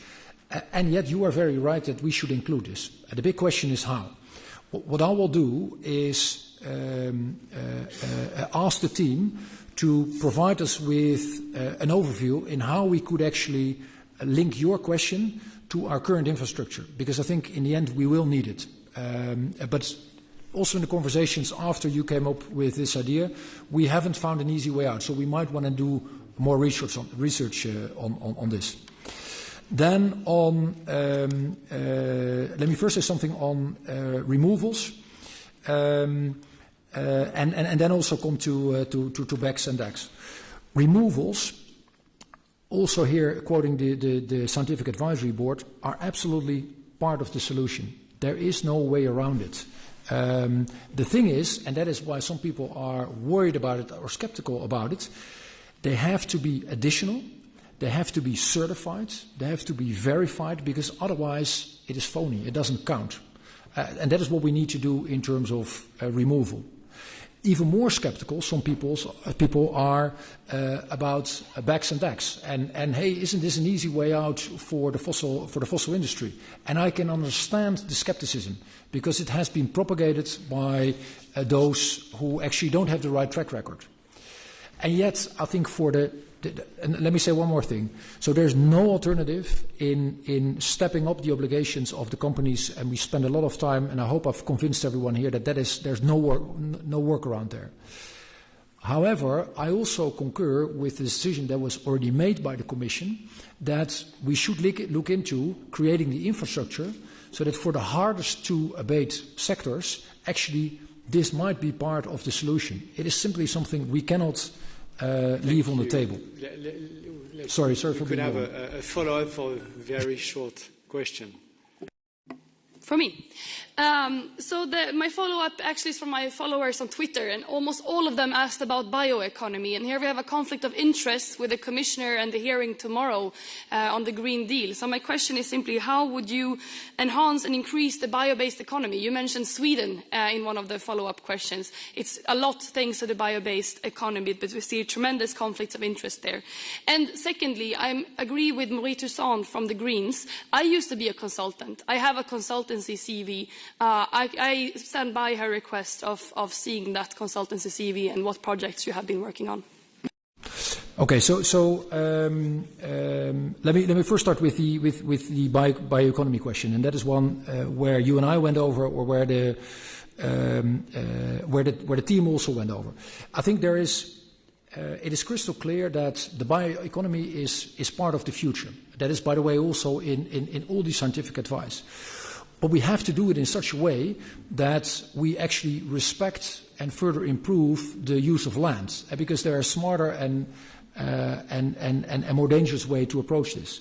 And you see that, for example, in the case of harvesting, where, and I know this is extremely sensitive, it is 4.5 billion people have their jobs, but I think we all agree that if we're harvesting, the best thing to do is first make sure a tree is used to build a house, then we can always reuse that wood and make it into a chair, and then finally we can use it as biomass, for example, for district heating. That's one of the things we touched upon. And by the way, I do think that these type of infrastructure should continue to exist and are part of the solution space. On your second question, let me look into it. I'm all for transparency. So if there's more that I would need to provide, I will need to look into it. I don't have that with me. So please allow me to look into that. Thank you. So we are done with the 25 questions. Now, Commissioner Designate, you have the 5 minutes to make a final formal conclusion. Thank you, Mr. Chair, and may I start by thanking your Commission for the thoughtful, sometimes intense, but in my view also very, very thorough question and answer. And I hope it has given you insight into who I am, what I do want to do when I would get the privilege of fulfilling this tremendously important role.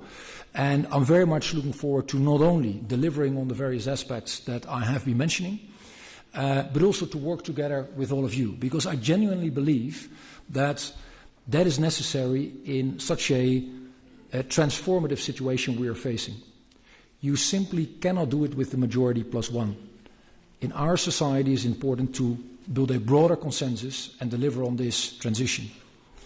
Now, in my mind, and I said it before to one of the individuals in the room, there are 3 major challenges we are facing, very different, but with a couple of commonalities.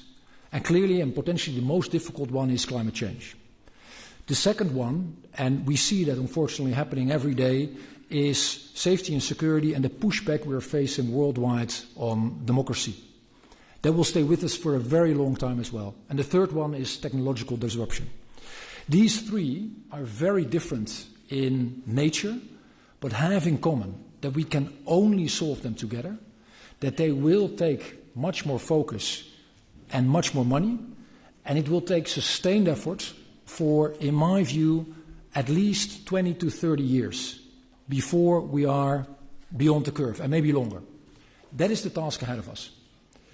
And I would feel tremendously privileged to work, of course, specifically on the first item, because we can make a change there. And why am I so motivated to do this? Well, actually, for two reasons. One, I shifted from the life of business to the public sector in full 6 years ago, but 12 years ago I became a member of the Dutch Senate. And I found it tremendously meaningful to work in the public sector, work for the greater good, and see how I can contribute. It gives meaning to my life, and I hope that I can in that way also contribute to a better world. And the second reason is responsibility. I think that if you are allowed to live on European soil, you should consider yourself tremendously lucky. And if life were a lottery and you would have 2 tickets, and with one you would draw the 21st century, and with the second you would draw the European Union, I am sure that the vast majority of people across the globe today, but also the vast majority of people who ever lived, would die for changing with any one of us. And if that is the case, then that comes with responsibility. That comes with responsibility to leave the world a tiny little bit better than we found it. And that is what I would want to contribute to. On climate change, in working with all of you together, and making the most for, and as Emma said it, this generation and the generations to come. Thank you very much.